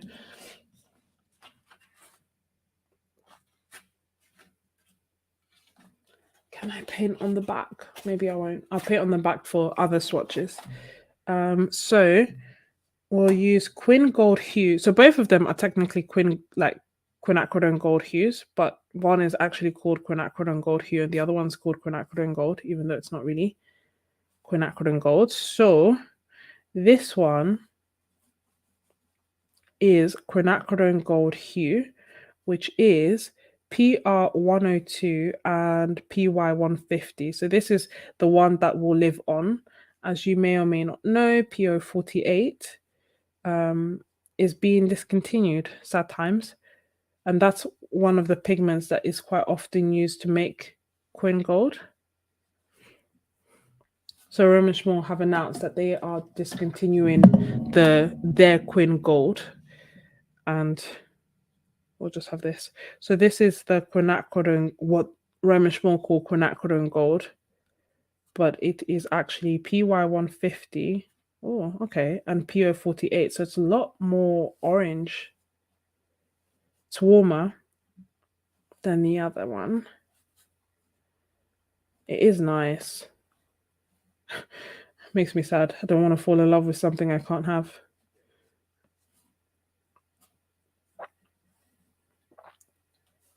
You know what I mean? Let me.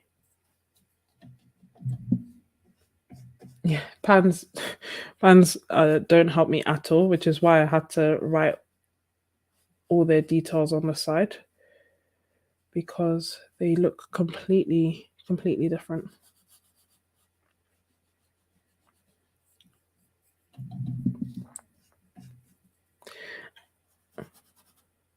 And don't want it to run down. Okay, and then let's take that Quin Gold hue again, and then do it here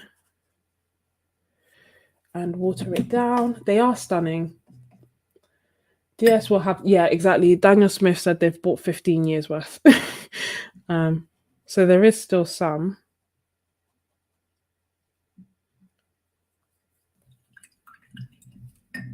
Let me get the pen that I dropped on the floor.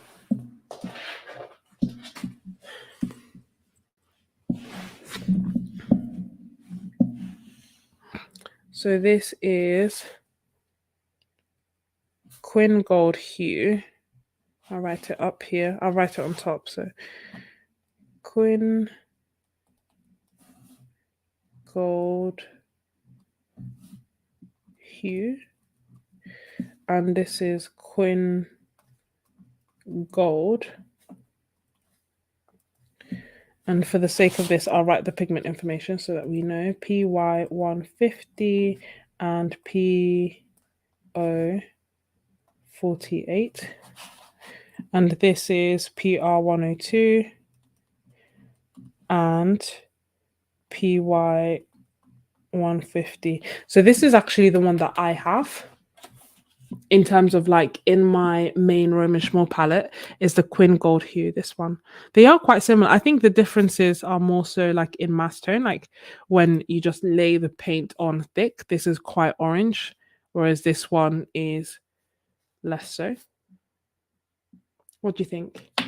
Who's going to bed? Oh, good night, Christina. Thank you so much. Oh, it's 2 o'clock. I'm so sorry. Get some sleep, rest.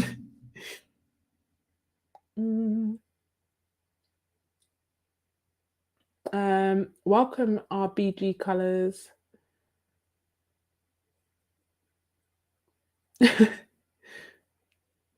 Sorry, my bad. See, I figured that as helpful as seeing it, like obviously if you do it, if I like create just a normal video, I think that in itself will also be helpful. But at least this way you just get to ask and then just know straight away, okay, this is the color that I want or don't want. PR122 and PR101 make a good PO48 dupe, at least in acrylics. Thank you for the heads up, Pre-Raphaelite.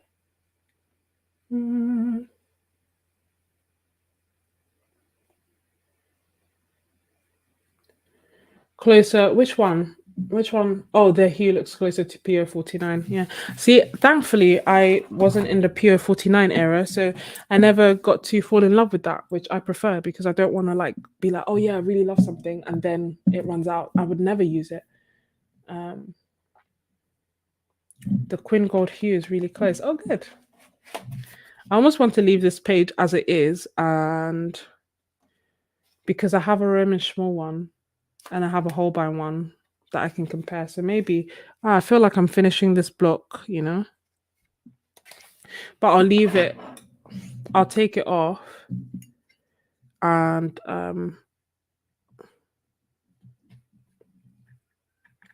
use this page for that video. Does that make sense? So this will be the Quin Gold PO48 video rather than doing it twice. That was very close. but the paper is not torn. Ah, maybe I spoke too soon. Paper is tearing.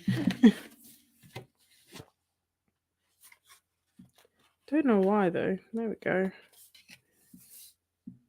You got a symbol tube of PO49, but paid a premium for it. Oh, I'm so glad you got one. See, I saw one from that Astroglio sent me from Prodigal Sons. My bad.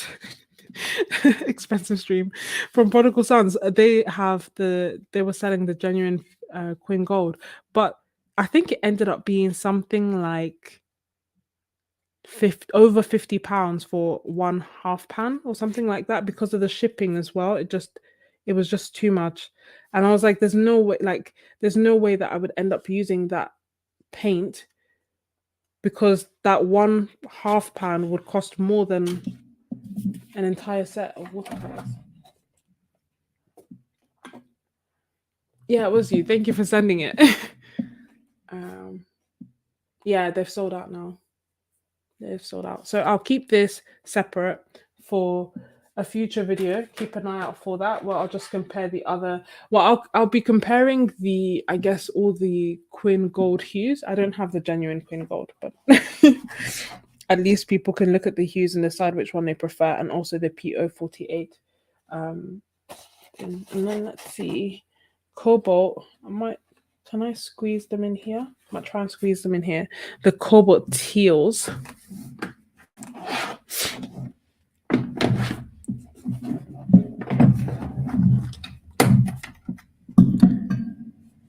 And so beautiful.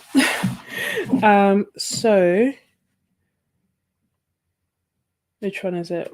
So this is end of 1, this is end of 2, this is end of 3, end of 4. So it's on the 4th one, and it is 10, 9, 8. 10, 9, 8. 10, 9, 8. This one.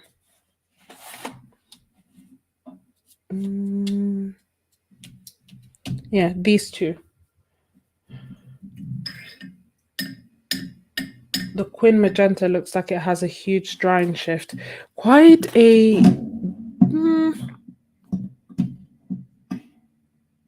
I'd be lying if I said I fully remember what it looked like wet. Other than the fact that when it was wet, I thought it really resembled Opera Pink, and then it did.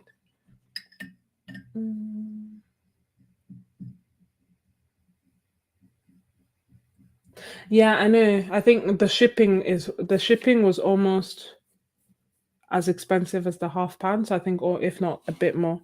But let's see. So we are going to compare. I almost want to do swatches of blues on their own.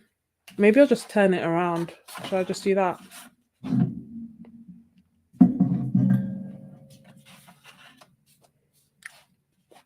So this is Cobalt Sea Blue, which I didn't even know I had. It's like Cobalt Seal. And it is PB28. Oh, wonderful. Wunderbar. Is that actually how you say wonderful in German? Can't remember if I'm getting it from school or if I'm speaking gibberish.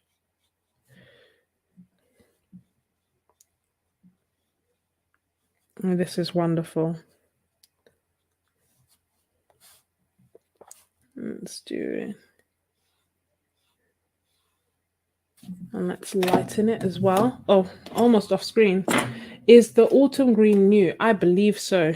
I think they released it like late 2022.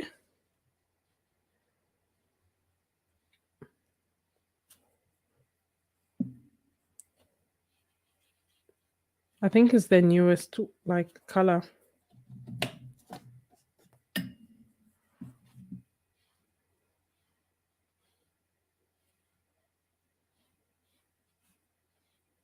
I'll just turn this into another pebble.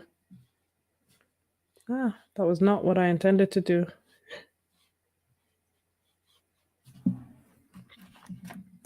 So that is Let me just... There we go. Pebble gradient. There we go. Light pebble, dark pebble.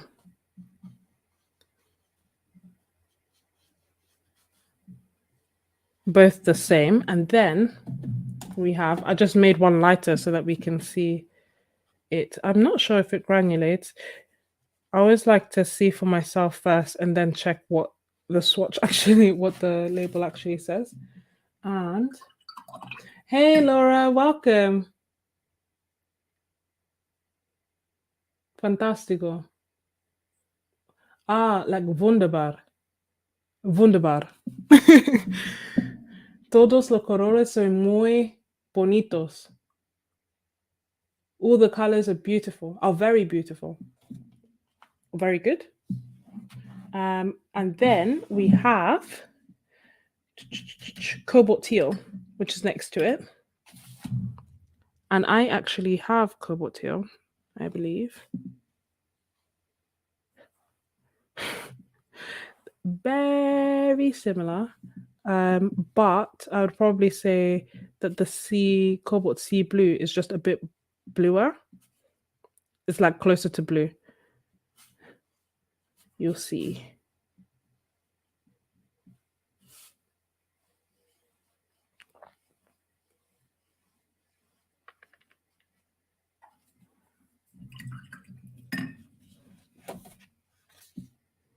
Can you see?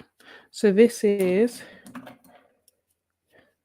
I prefer... Which one do I prefer? The cobalt sea blue, I prefer. I have the cobalt teal, actually. I mean, I have both, but as in like in my main... When I say I have, I'm talking about my main palette.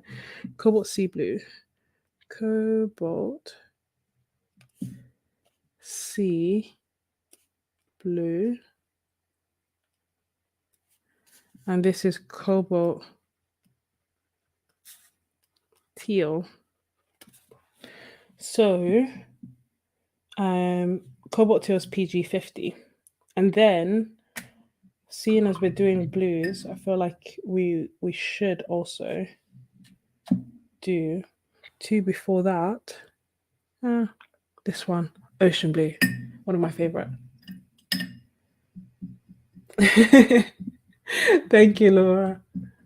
The Spanish I know is like dolor, like pain. So literally, because there was a point where there were quite a few Spanish speaking patients and I can't speak Spanish. And obviously you get a translator, but like in case of emergency, you'd be like, dolor aquí. And I'll be like, no, dolor aquí. No, dolor aquí. No, dolor aquí. Sí. And then I'll be like, okay, at least I know where the pain is. And then I'll like explain things. I'll be like, preguntas, which I think is like questions. And then be like, sí. And then they'll ask the question and be like, no hablas español, lo siento. Like, it was just like, I don't speak Spanish, I'm sorry. So it's like, but yeah, that's what we'll have picked up. But it's such a beautiful language. I really would like to learn it. And this is ocean blue. Is it? Yeah, beautiful. Really, really lovely. And again, we'll granulate so wonderfully. Gonna add plenty of water.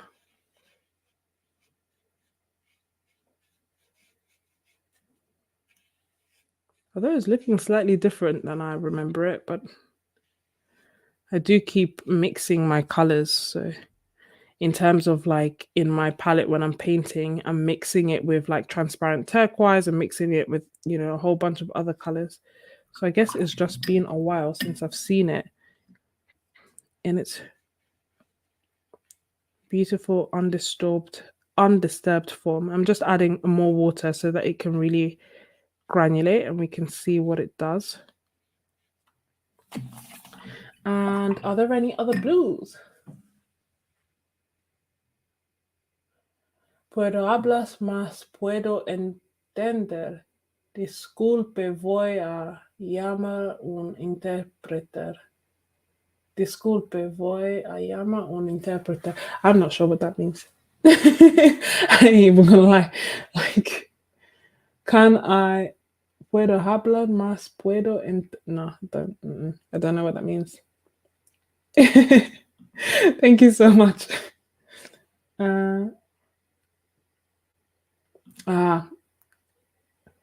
Sí, soy Puerto Rico, pero vivo en los Estados. Yes, I'm Puerto Rican, but I live in the United States.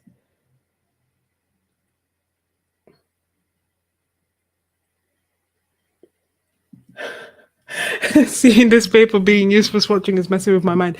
If it makes you feel any better, one, Astroglio specifically requested 100% cotton paper, and two, we have used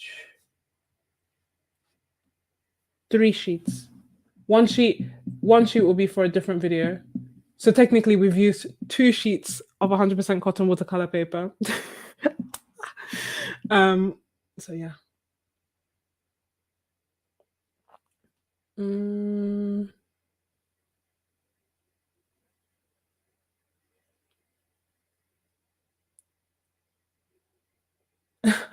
going to call an interpreter. Oh, got it.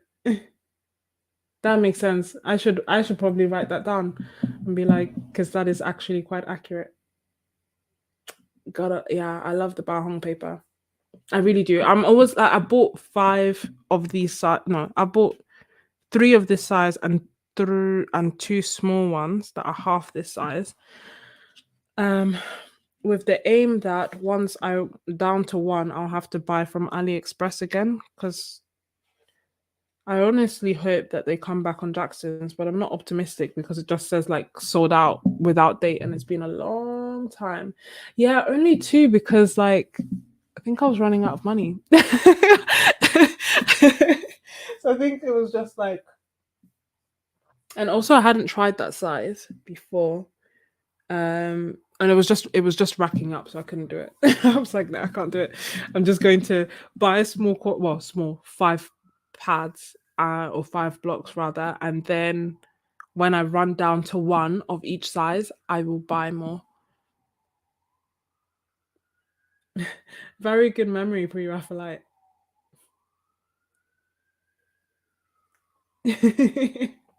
Thank you. That would actually be helpful. How do you say push? That's what I should learn. I learned how to say push in Albanian, like shtu. I also learned how to say well done and congratulations, but I've forgotten. What are your thoughts on the black colors? I don't own any black colors from Roman Szmal. To learn if you have the time or inclination. Yeah. Yeah, no. I feel like my Italian has gotten very bad. I was even thinking about just going to Italy again. Because yeah, my Italian is quite poor, so only God knows what would happen if I tried. I think that's why I can understand some. So I haven't really tried their blacks, and to be honest, I haven't opened them yet because I wanted to go live.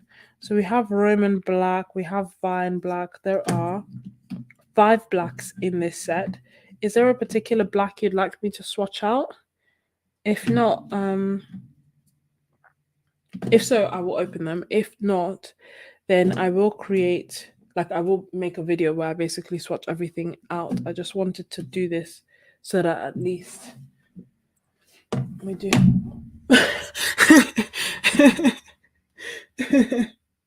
that is exactly empujar. Empuja. Okay, perfect. Got it. Swatch a Mars Black. Okay. Cool. Mars Black. Wrong one. This one. Mars Black is this one.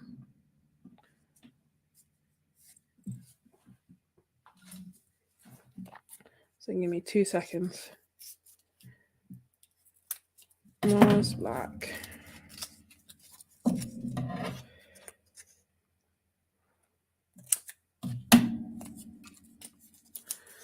So I'm gonna keep this. Ooh, don't fall. I'm gonna keep this, and then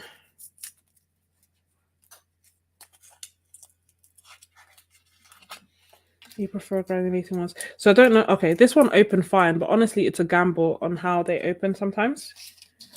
And it's been -5 degrees here, so there are some colors that I think are just going to be sticky regardless, and some that will be more so, especially if you live in a humid country. So this is Mars Black, which is PBK 11. Mars Black PBK 11, which is Roman Szmal 134, just so that I don't lose them. Okay.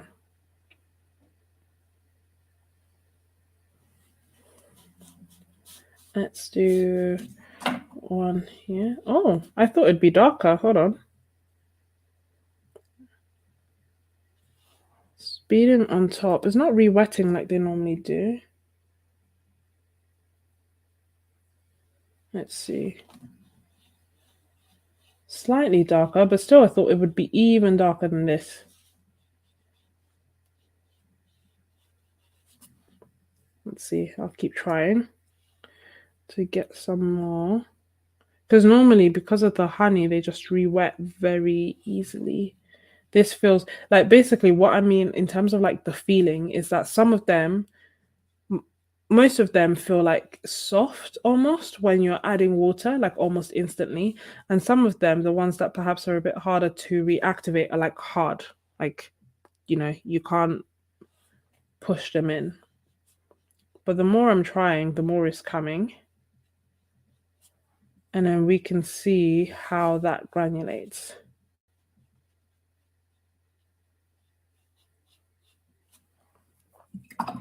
I'm missing.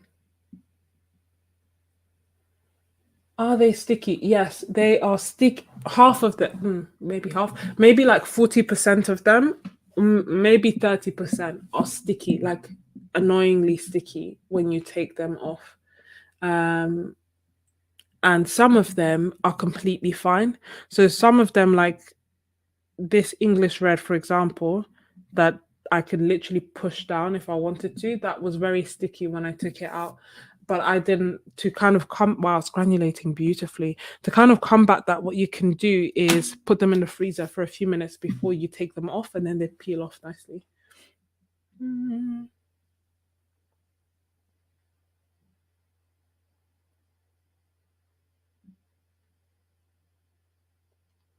Oh, I can roll my R's. What was I trying to say? I was like, oh my gosh, I roll all my R's, all the R's in the middle. Like I was like, oh, carbonara. What were we saying? Spruce? Yeah, like spruce. And I was like, why am I can't say spruce without rolling my R. And there's no need for the roll. Hey RBG colors, sorry for all the questions. Is there any time tips, best primary colors, cool warm palettes in these? I think both the teals are going to wind up in my palette. But I think the teals are really nice. They are quite similar, but they're similar but different. I would say they're different because the cobalt sea blue is more blue, more leaning towards blue than teal. With regards to good primary colors, that's an excellent question. So, I mean, not destroy that. Are there any other blacks before I close this and we check some primaries? So I think the ones that I got were Quin Gold Hue as my warm yellow, then like I took Hansa yellow as like my cool yellow, my greeny yellow.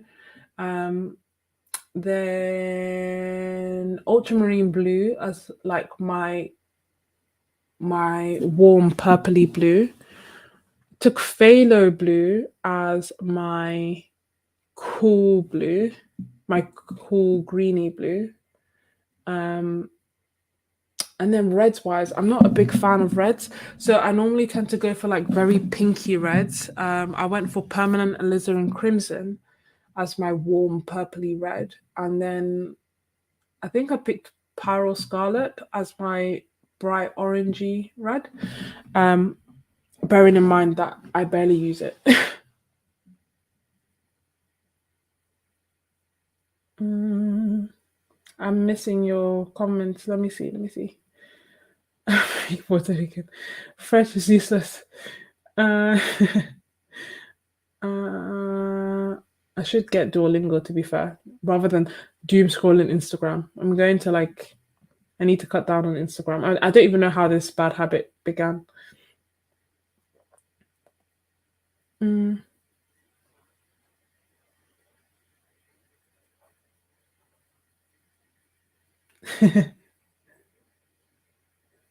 I did follow turquoise to switch things up a bit. It's a good shout. To be fair, I didn't limit myself to the I didn't limit myself just to the primaries, but those are the primaries that like in theory I started, and then I got transparent turquoise as rather than the other one. And yeah, cherry quin red is a popular one amongst people, as we have seen. Loads of people kept requesting it, and with good reason, because it's beautiful. It's very, very, very pretty. But to me, it's pinky. Maybe I'll swatch mine next to it. Like it's very pink. But yeah. Oh, these colors are so beautiful, guys. Let me stop. Also, we're friends here, so we can talk. I kind of think, I'm not 100% sure, that Roman Szmal prices have gone up. Anyone else notice this? I think what may have happened is the half pans were released, the prices of the full pans went up, and the prices of the half pans are roughly what the full pans were, if not like slightly under. And everything right now is 15% off. So when you look at it, the prices don't look that wild. But then when you look at the full price, or when you realize that what you're paying is 15% off, which is a good price, when it'll go back to full price, I think everything is slightly higher, which made me a bit sad. But then again, I was kind of like expecting it to happen because it can only be so good for so long, you know? Mm.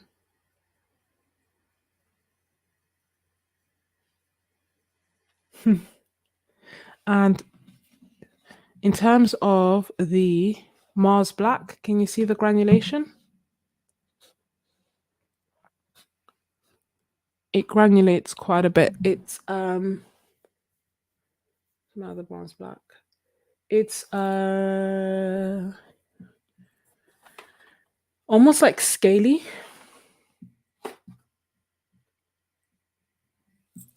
I'll tell you, I know I was looking to see where my other Mars Black is, my Schminker one. I think it granulated in a similar way, but maybe granulated a little bit more. Look at that. It is beautiful. Half pans for me are just a bit cheaper than full pans, so better to get full. Yeah, exactly. Literally the same. And although I must say I am tempted to get some half pans only because like in terms of urban sketching carrying more colors, but price wise it makes more sense to get the full pans from Roman Szmal. Manganese brown. I don't even think I have that. As in like I don't think it's one of the ones I've opened yet.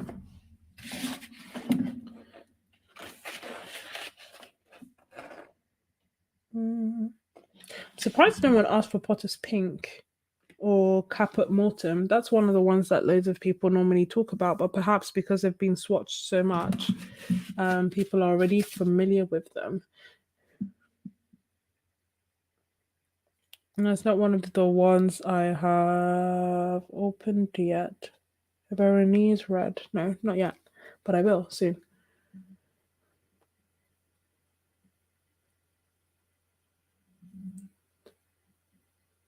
I also bought Manganese Brown. Let me see. Hold on. Where is it? Rings a bell. Maybe it is unopened. Let's see. Let's put this away.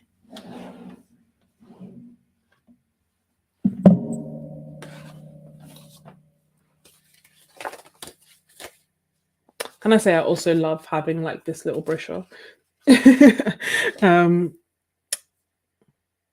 Just looking for the number.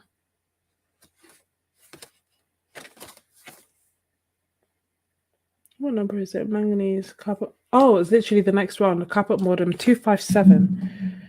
Where is it? Because everything is out of order. 257, 258, 257 maybe? Come on. Nope, 248, 257. Found you. Okay, got it.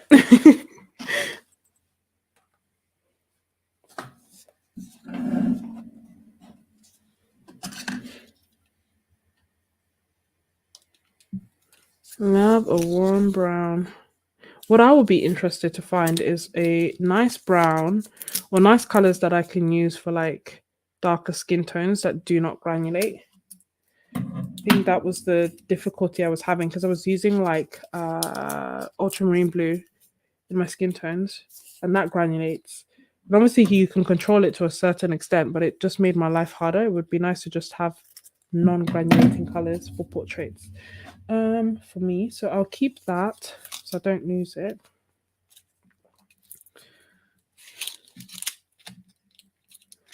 And let's see, will this be sticky? Yeah, so this is sticky, but it's not even that bad.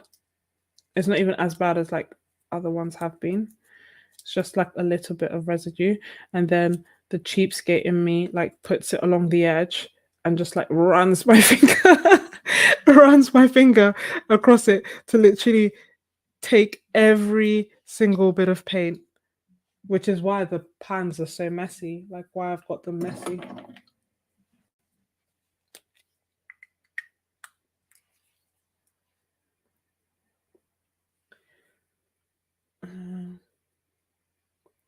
My other brown is Blue Ridge Sienna. So this is PY 164. Weird that it has a yellow pigment, no? PY 164, and it is Roman Szmal number 257. Let me just make sure I'm spelling it right. Oh, sorry, then manganese brown.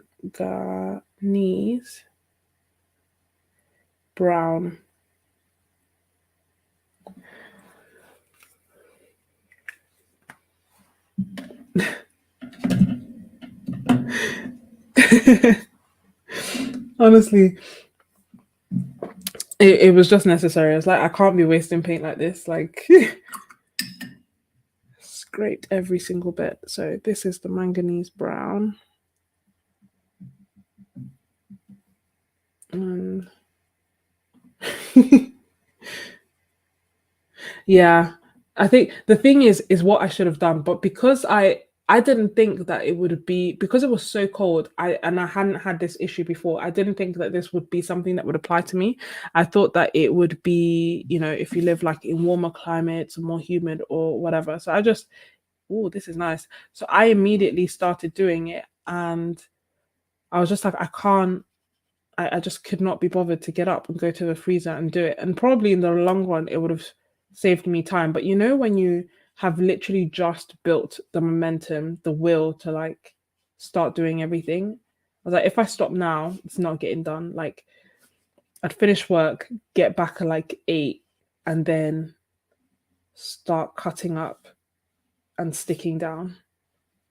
This is lovely. I want to see how.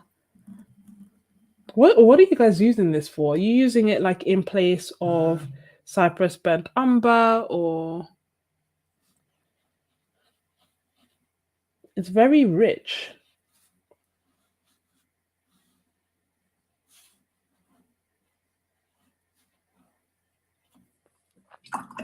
Super, super rich. Makes the manganese with a transparent manganese blue with a transparent orange. Ah, landscapes. No, that makes sense. That looks like that. Oh yeah, using it instead of burnt umber. That was literally my question. I was confused. But no, that makes sense. And then what else do we have? Who is Hey Derwood, welcome. Dark ochre is very nice. I got manganese brown, iron chrome brown, both gorgeous. Darker browns, but iron chrome brown dries grey. Don't think that's also one of the ones I haven't opened it yet. Hold on. This one is the next one, so that's actually quite helpful. Everything's sticking down. Stopping. Oh yeah, then because I really couldn't handle the idea of this palette coming apart the way my other one did, I I put double-sided tape on the bottom so everything gets stuck down.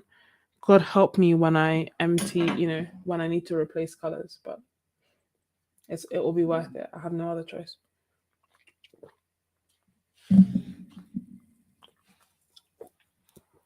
Let's see. Do I have...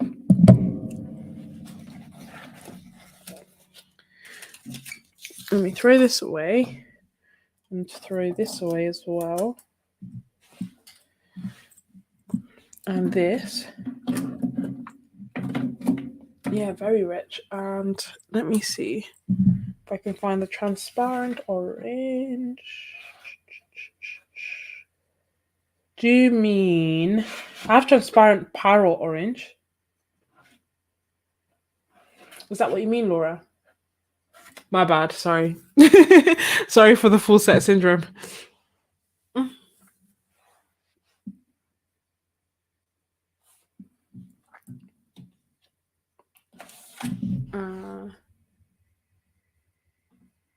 Uh-oh, what did I do? Oh, okay. It's like, oh no, all the comments have disappeared. So, but yeah, if there are other colors that you want mixed, let me know. If not, I think that, I think I can say I've tried. It's past 1:30, and I will try. The only thing is that it involves 2 palettes, so will be tricky. Not this one. So I hope that this gave you some good insights into... Let's see if we can try. I don't think my desk is big enough. That will be interesting to figure out as time goes by. No? Trying to figure out to use multiple palettes in one go.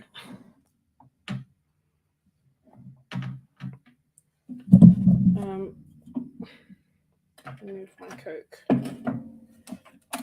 Sorry guys, I'll just do this last mix and then Aquarius orange, transparent, where is it?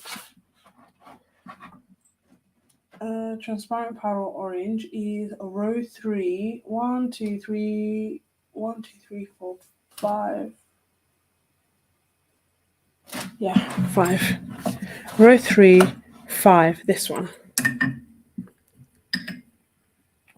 So we're mixing this orange with the color above.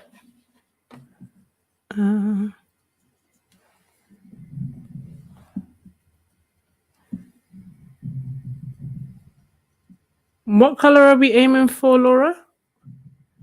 Because it's looking very brown.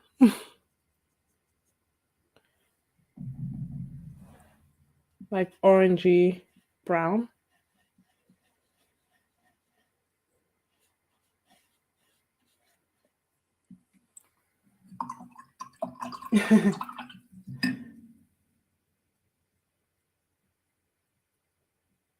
A neutral. I think I went too red. Let me try again and see. More. Oh, manganese blue. Okay. That makes more sense. So, manganese blue mixed with... okay. I understand. Manganese blue, not brown. Got it. Okay. Manganese.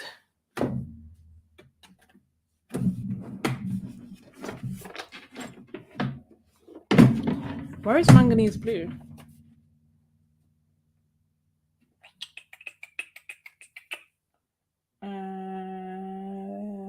Manganese. Is this a Roman Szmal color?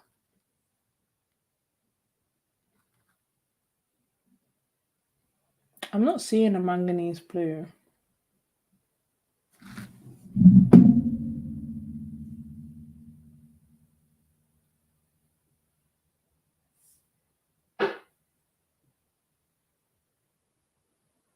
Ah, probably. Do you mind sharing why you bought acrylic gouache? Yeah, sure. I figured it would make my life easier when when painting. um, yeah, I think that's pretty much it. Just because the fact that it doesn't reactivate, so I wanted to see if I would be able to get the same look, like the same kind of paintings that I get with the same like vibrancy, the same pigment load, but then no, that's okay, but not no, I haven't tried that yet. I will try that would, but yeah, but then not necessarily reactivate. So I just wanted to see if I would enjoy it, which part of me isn't sure. Like, I hope I do, but part of me isn't sure just because I also feel like I should enjoy acrylic paints, but I don't enjoy acrylic paints as much, and I can't explain why. Um, have you tried them pre-Raphaelite? Oh, why not acrylics? I don't like acrylics. um, I think that's why. I don't know why I don't like acrylics. Like I've done acrylic paintings on canvases and things, but 258. But I don't tend to enjoy it as much. I'm not quite sure why. I also don't think my paintings in them are as good. So I already had like the Turner acrylic wash, and I like that. And I'd heard that the Holbein texture is slightly different. 248, nope, 258. So I wanted to see 258, found it. If I would like Holbein. My hope is having like that I will end up using both, comparing both, and then love the cheaper one. Or it might be that at the end, after doing all this, I'm still like, oh, actually, you know what? Roman Szmal, Winsor and Newton gouache is still my favorite, and that's great.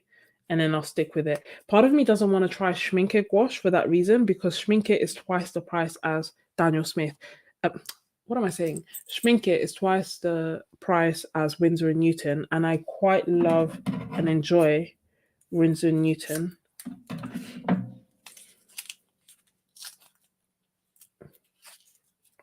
It might be, but I think that. So this one is 258.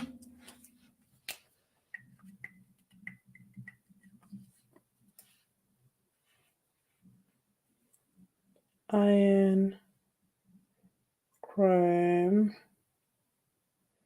brown, which is Roman Szmal 258, and it is PBR 29. Let's see.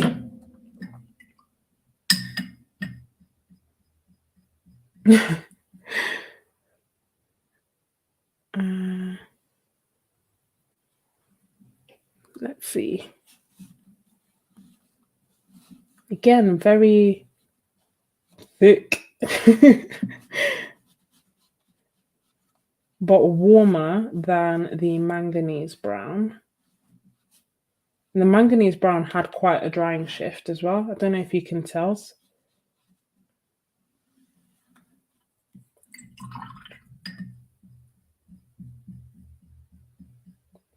With 2 C's.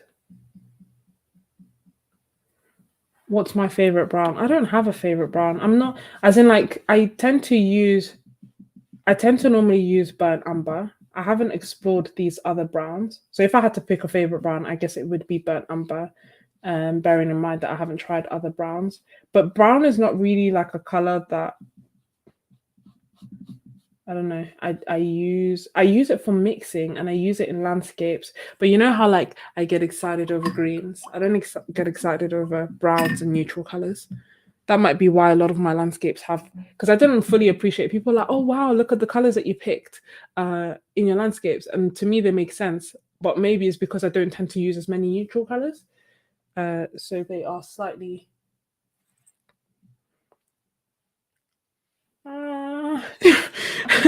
They're slightly different.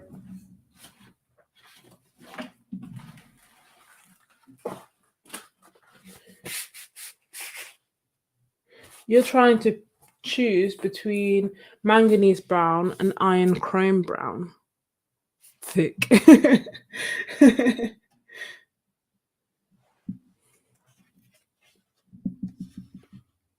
Well, do you want me to? So that is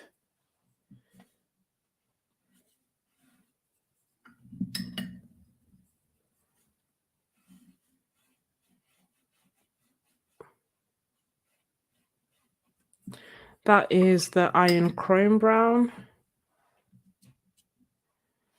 This is the manganese brown. And then we can see what they're like when they're dry as well. Because wet, they look very, very similar.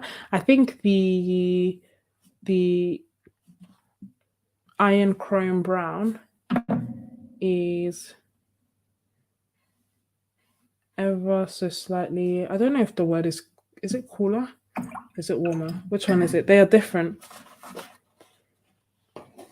To me, the iron chrome brown is richer, but once it dries, I guess we'll know more, and then you'll be able to see the drying shift as well. And then, oh no. Okay, hold on. Put that there and close this. I recently bought some Roman Szmal, and the worst brown I bought is manganese brown. I think it's so dull and opaque. It is opaque.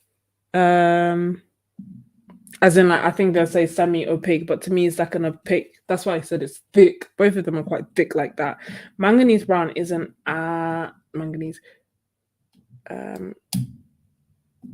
Cypress burnt umber, I don't find to be as opaque. But the thing is, because they're like, a lot of them are earth pigments, they are quite semi-opaque. I don't know a really good transparent brown. This one is called transparent brown oxide. So I can open it up for you and see if that's a bit closer to what you would prefer.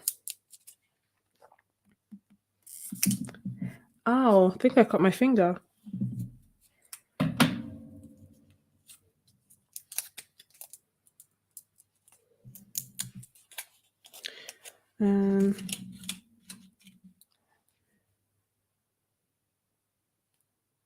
Okay, it's not bleeding, so. I love me some thick watercolors.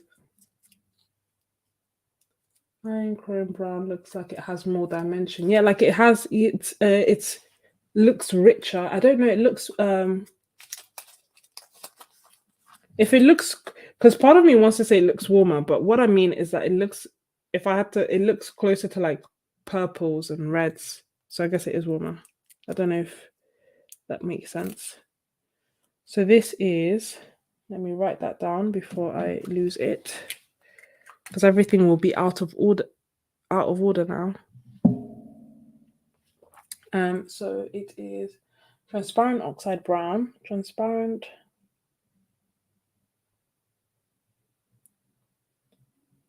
oxide brown, which is PR101. So it's like a synthetic red oxide or a synthetic earth pigment. And it is Roman Szmal 241.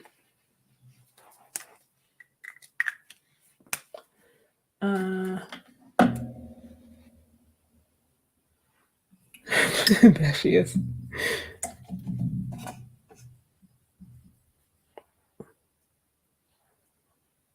Okay. So it's closer to orange. So perhaps it's not as dark as you would like. Oh, okay.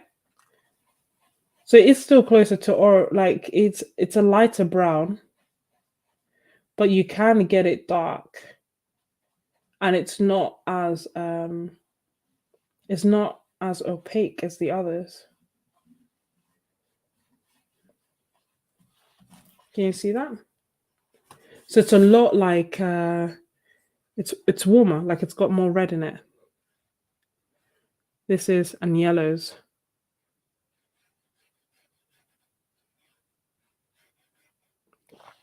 This is it next to each other. I will just put that in a random place, and so hold on, let's make some quick color notes so that this remains helpful. So this is transparent orange, which we will mix soon. Transparent orange. And then this is the manganese brown.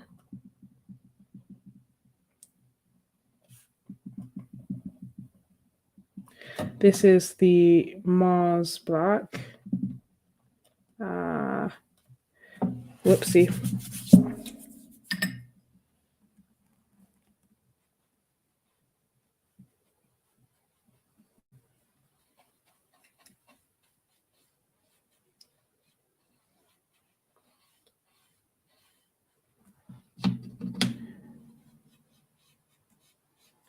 And this is the transparent oxide brown.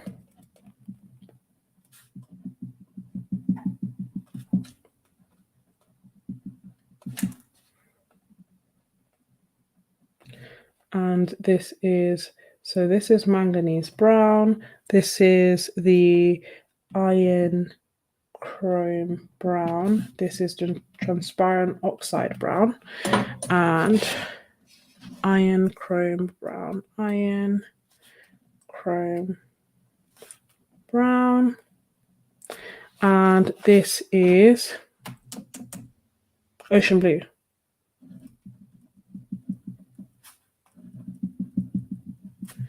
Cool. Got it? Oh, who am I?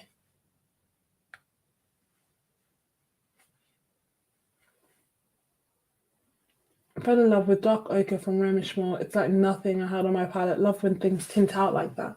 Dark ochre 136.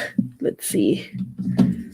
Guys, you're gonna make me unwrap all of them. 136.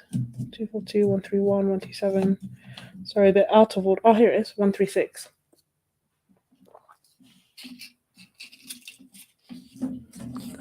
Just throw this away.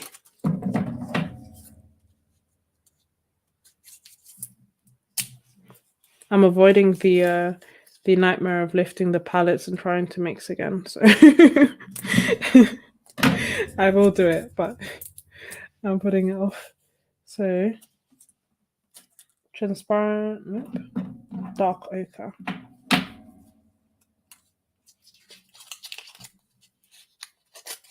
So let's see, sticky or not sticky? That is the question. It's acceptable. It's not bad. Nothing.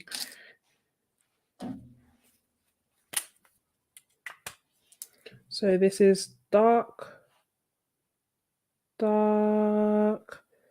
ochre, which is PY43. PY43, the earth pigment, and it is Roman Szmal 136. So we'll keep the label there as well, and let's swatch this out.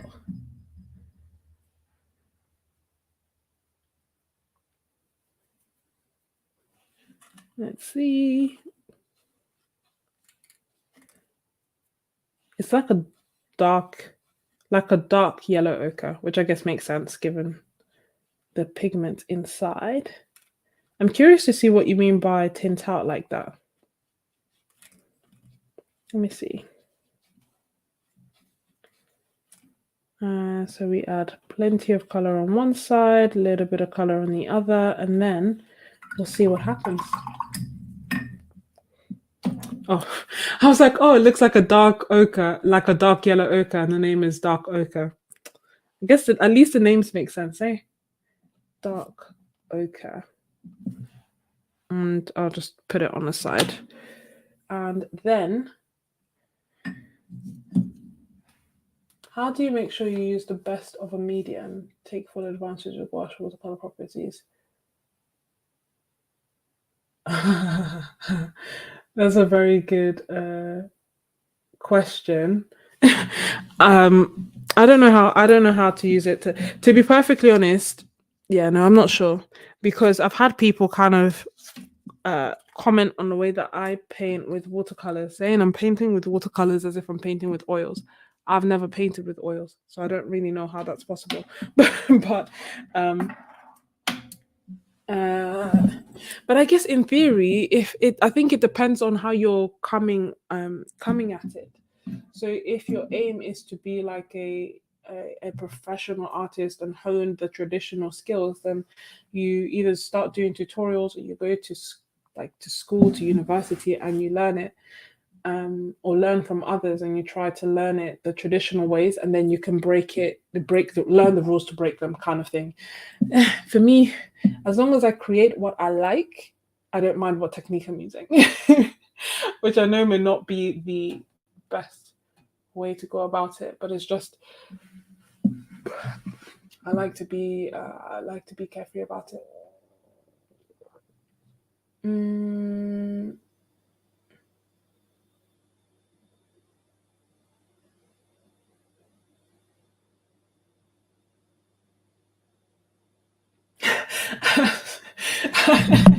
I'm so sorry.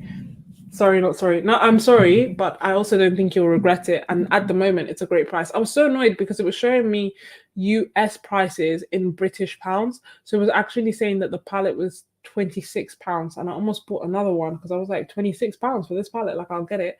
But it was actually £36, £31, sorry. When they actually realized that I live in the UK, they increased it by £5. Sad times.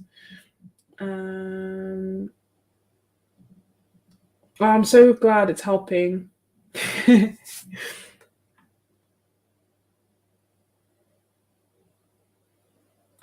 tint comment for transparent brown oxide. Ah, I see. Yeah, fine.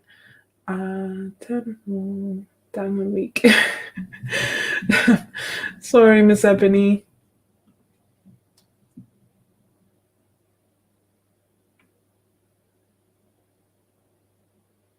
Mm.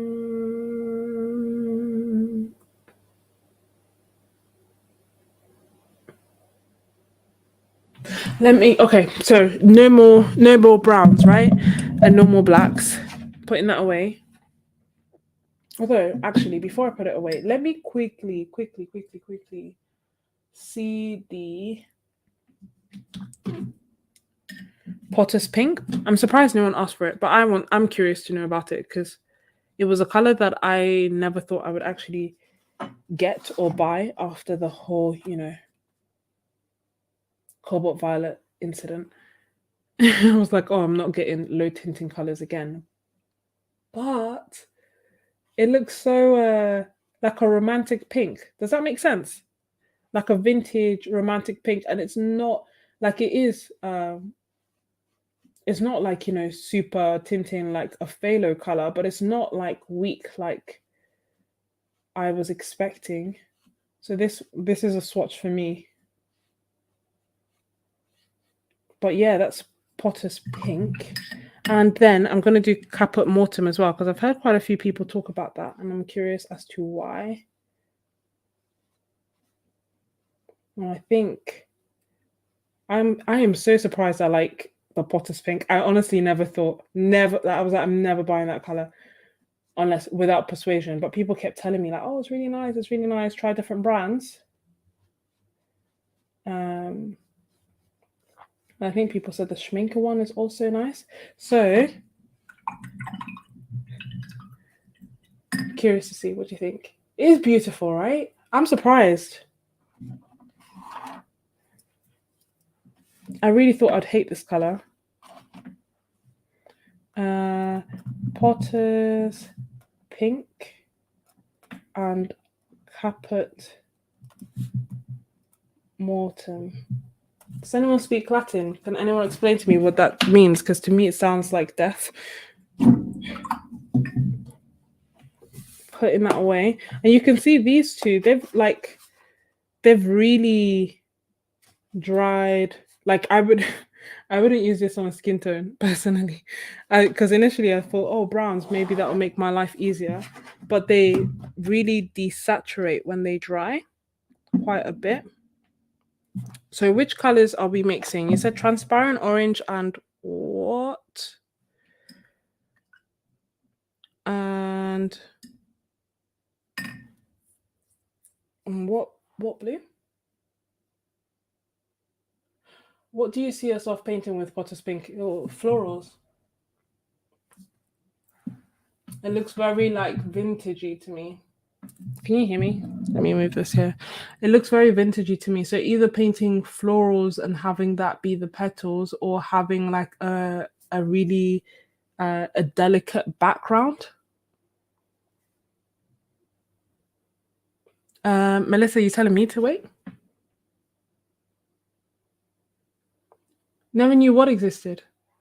What is happening? Oh, sorry. Okay, let me go back.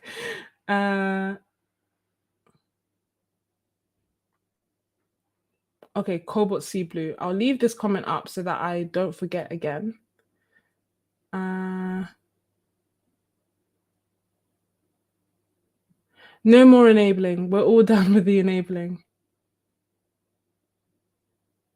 Oh, is that what it means? Dead?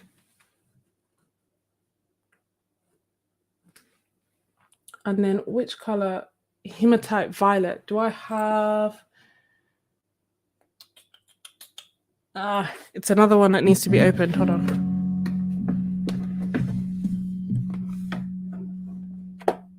Oh, Hematite... Wait. Hematite Violet shade, right?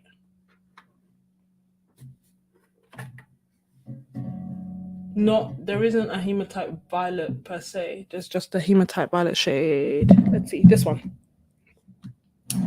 Uh-oh.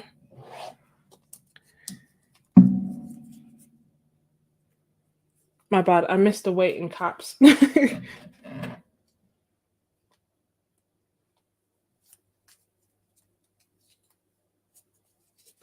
What's super pretty? I want to know.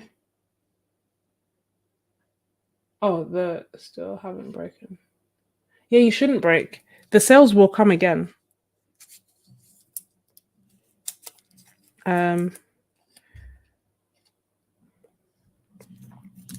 They will come, they will go, they'll come again. What do you think? What were you thinking about the Potter's Pink pre-Raphaelite? I can't imagine a color like it in acrylic. 248.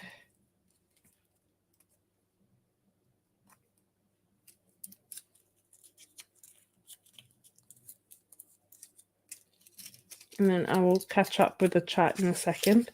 Let me just unwrap this. So this is going to be Hematite Violet shade, which is PR102. We've had quite a... They have so many PR102s. It's impressive. And confusing. Okay, sticky or not sticky? Acceptable. It came up. Can you see? It's sticking up. I put it next to a white thing, but it's not on here, so fine.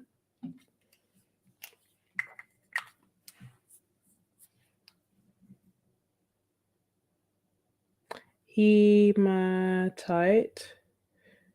Violet shade, and it is PR102, and it is Roman Szmal 248. I'm just saying it out loud because I don't want to make mistakes, you know. And you would like it compared to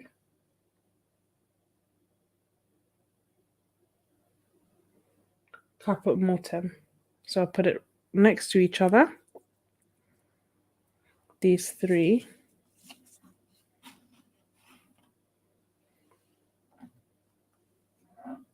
Can you see? So at first it looks more like brown rather than like, so I'd say the Potter's Pink looks pinkish, the Caput Mortem looks reddish, and this Hematite is looking brown.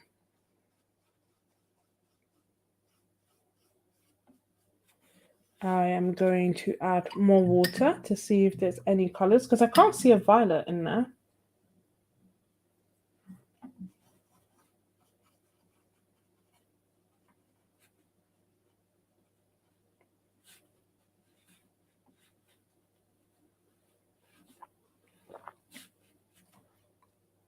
And lay it down thick in parts. And then we'll leave it there so that you can see what happens. I think it's actually the next one to be opened. Yeah. So. Uh-oh. It's stuck in the wrong place.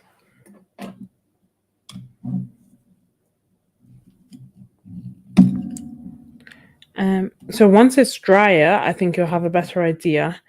Even the Caput Mortem hasn't dried yet because I added way too much water on both of them. But then you can see them like granulate proper. I'm catching up with the chat. Wait, just ordered a few palettes, pots, arches, cobalt sea blue, cobalt sea blue. I might knock down. I honestly know the feeling.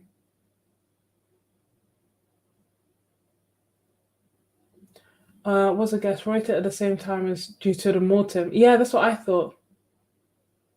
To me, it sounds like dead head or something. It doesn't make sense.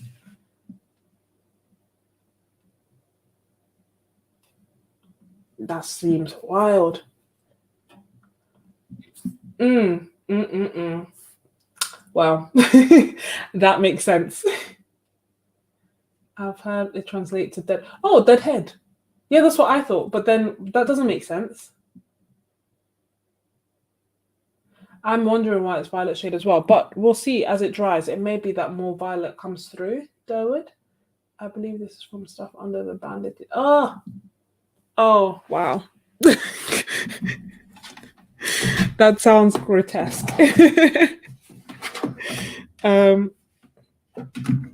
Let me find the cobalt sea blue again.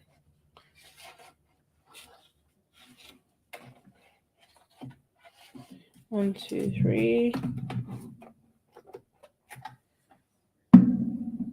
One, two, three. This one.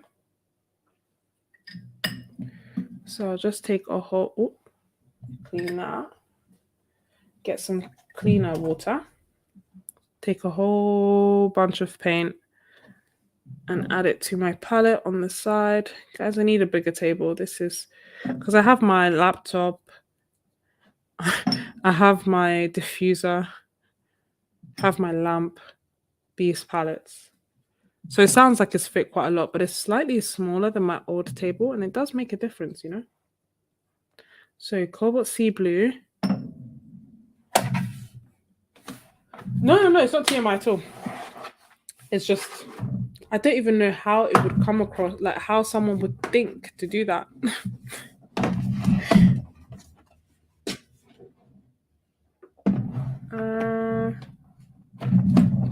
Got that down. And now,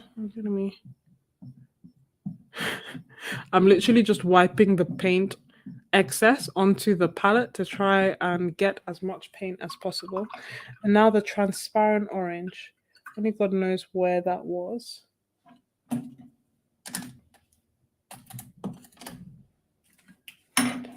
Lift this.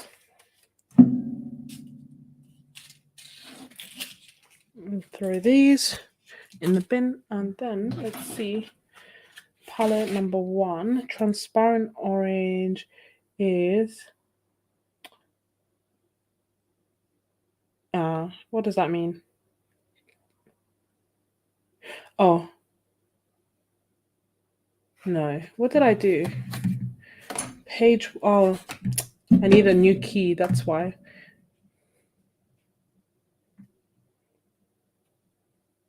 So it is end of 1, end of 2, end of 3, row 3, 1, 2, 3, 4, 5, row 3, 1, 2, 3, 4, 5, this one, fine.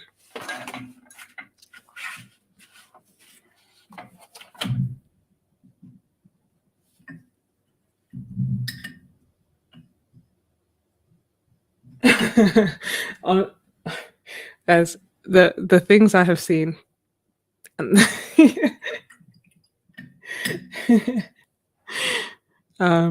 Yeah.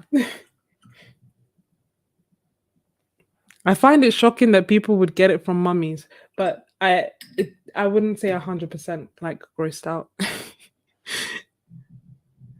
Just because of the nature of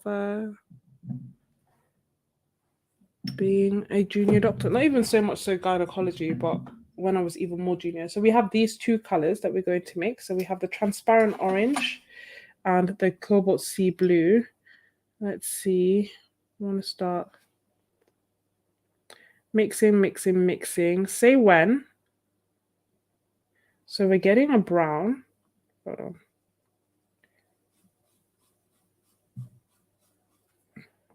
Add some more. Adding some more blue.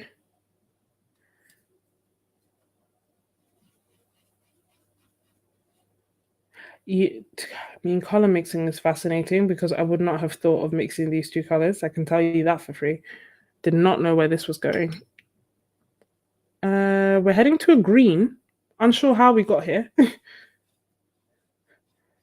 Heading, I guess it's too much to the blue. Let's go back, add a little bit more orange. And even more orange. More orange, more blue. Whoops, back to green. More orange. That's pretty much the same color. Ooh, is it meant to granulate? More blue. I think the blue's overtaken. Mayday, mayday.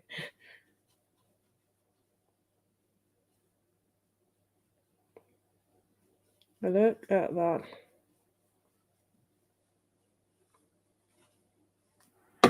Can you see the range?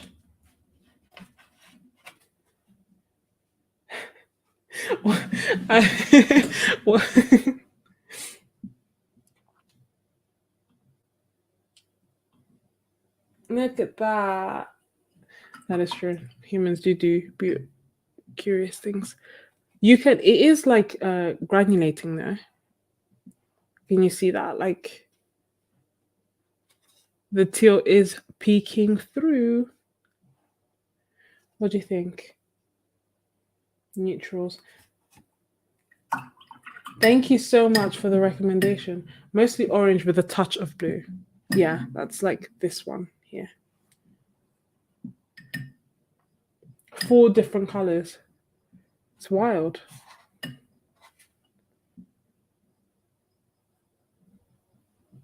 It's really nice. It's just granulating in such a weird way.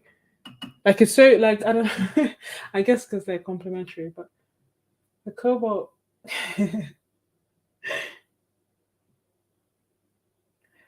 Thank you so much.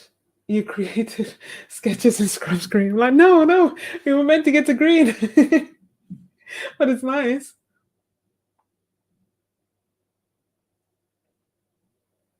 I can tell you that for free.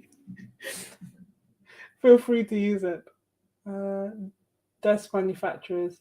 Oh, honestly, I'm not gonna lie. I reached out to desk manufacturers on like because I wanted to get a desk. I wanted to get a standing desk, and they're so expensive. But I figured, it'd mean like standing up more, painting, standing up, all that good stuff.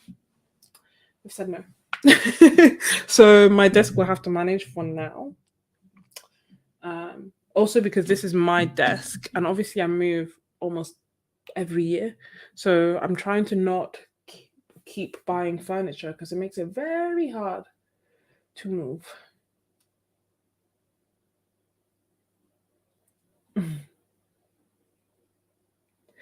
This was the transparent orange, so it was this orange right here.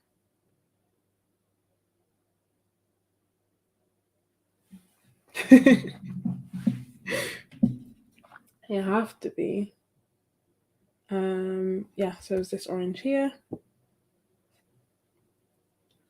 Hopefully, if they see, honestly, if people like if people or products that I actually use want to sponsor me, like feel free. Feel free. The way that I need a holiday, any estate agents out there who want to sponsor me, I'm here, I'm ready.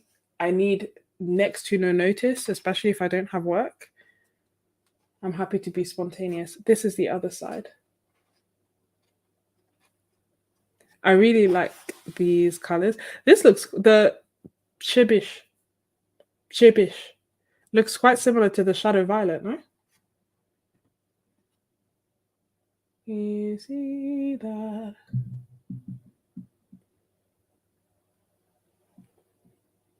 The Shadow Violet is darker and like yeah, it's darker and less purple, which is interesting given that it's the violet color. Thank you so much. Yeah, I'd love color recipes because I don't do that much mixing, that much like color mixing. Mm. Yeah, no, that's what I want.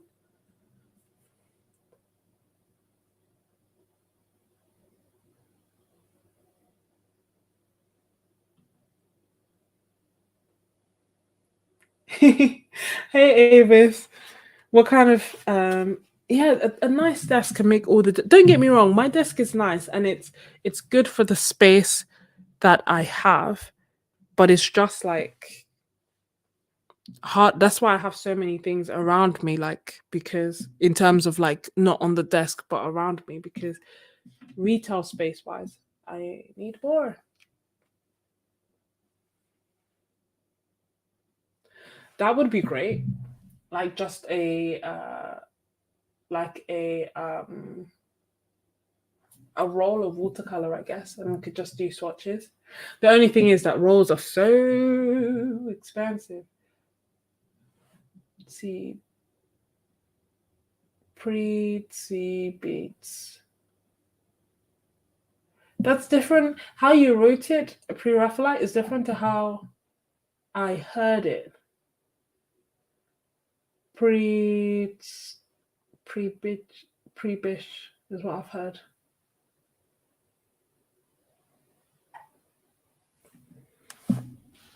What, these ones? Probably. And they have the Mars Black.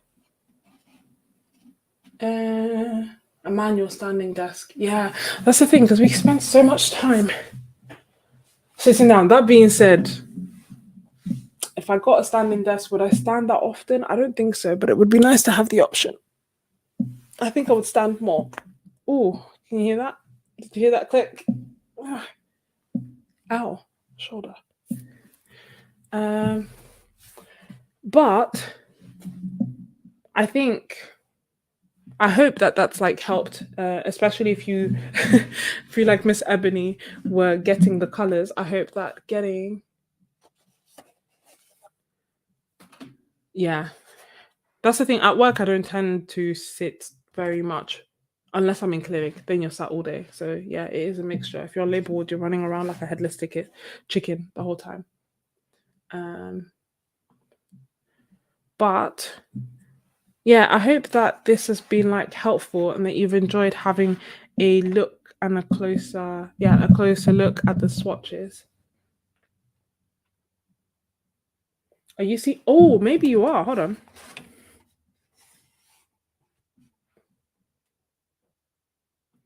Um, you're seeing some. I'm seeing something darker. I wouldn't say violet, but it's closer to violet than it was before.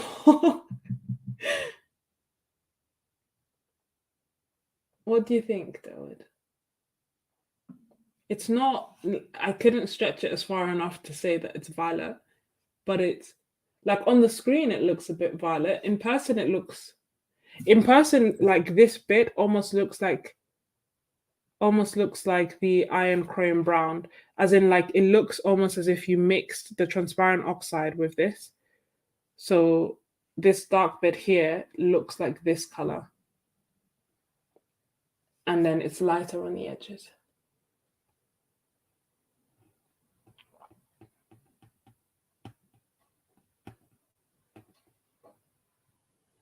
Yeah, it was transparent orange. Sorry. It was, yeah, this one.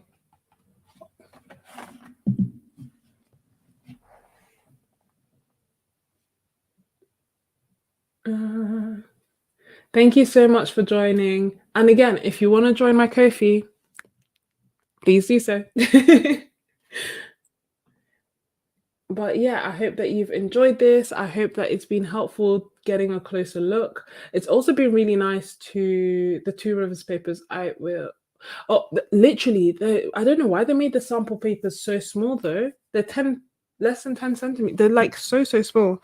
So yeah, I will try. I'll probably do like a small series, as in like just do 3 tiny paintings on them and probably do front and back. Oh, of the like samples that I have, but I do also have some bigger Rivers papers that I will try. So I will look forward to doing that. My bank account gonna lock me out. Honestly, I can't wait for payday. From December to January is ridiculous, like ridiculous. They should give us an advance in between so that we can manage. I've been checking my bank account since Monday every day, hoping that it was payday. It is yet to come, but I'm hoping that by the time I wake up tomorrow, it will be. So yeah, the Roman Szmal sale will end probably at like 6 a.m. UK time. So if you're buying Roman Szmal paints, now is probably the time to buy or just wait for other sales. For the most part, I'm trying to just buy things when they're on sale rather than all the time. I also just bought I bought some Arches paper because it was on sale from so it's 10 by 14 inches and it was on sale from £45 to £35, and then I got an extra 10% discount, so it came down to £32. I was like, well, be rude not to, know. And it's sealed, so should be fine. Yeah, God willing, tomorrow's payday. Thank you all so much for watching. I really appreciate it. I had such a fun time. Like, who knew swatching could be so fun? We should do this again. And next time I will set a hard stop. I need to get better because literally I have to be up in what, like 6 hours? No, 5? No, what am I saying? I have to be up in a few hours. Exactly, it'd be rude not to. Hey Susan, thank you so much for joining, and Durwood and Andrea and Astroglio and Miss Ebony and Durwood and Melissa and everybody. Like, honestly, I had such a good time. That's why I keep going live. Despite the trash it does to my analytics. Thank you, Laura, as well. And yeah, I'm glad you enjoyed it, and good night. Have a good day, and don't forget to use the link down below if you're buying in the sale. If you're doing a no buy, Godspeed, stay strong. You got this. And I will see you soon. Bye.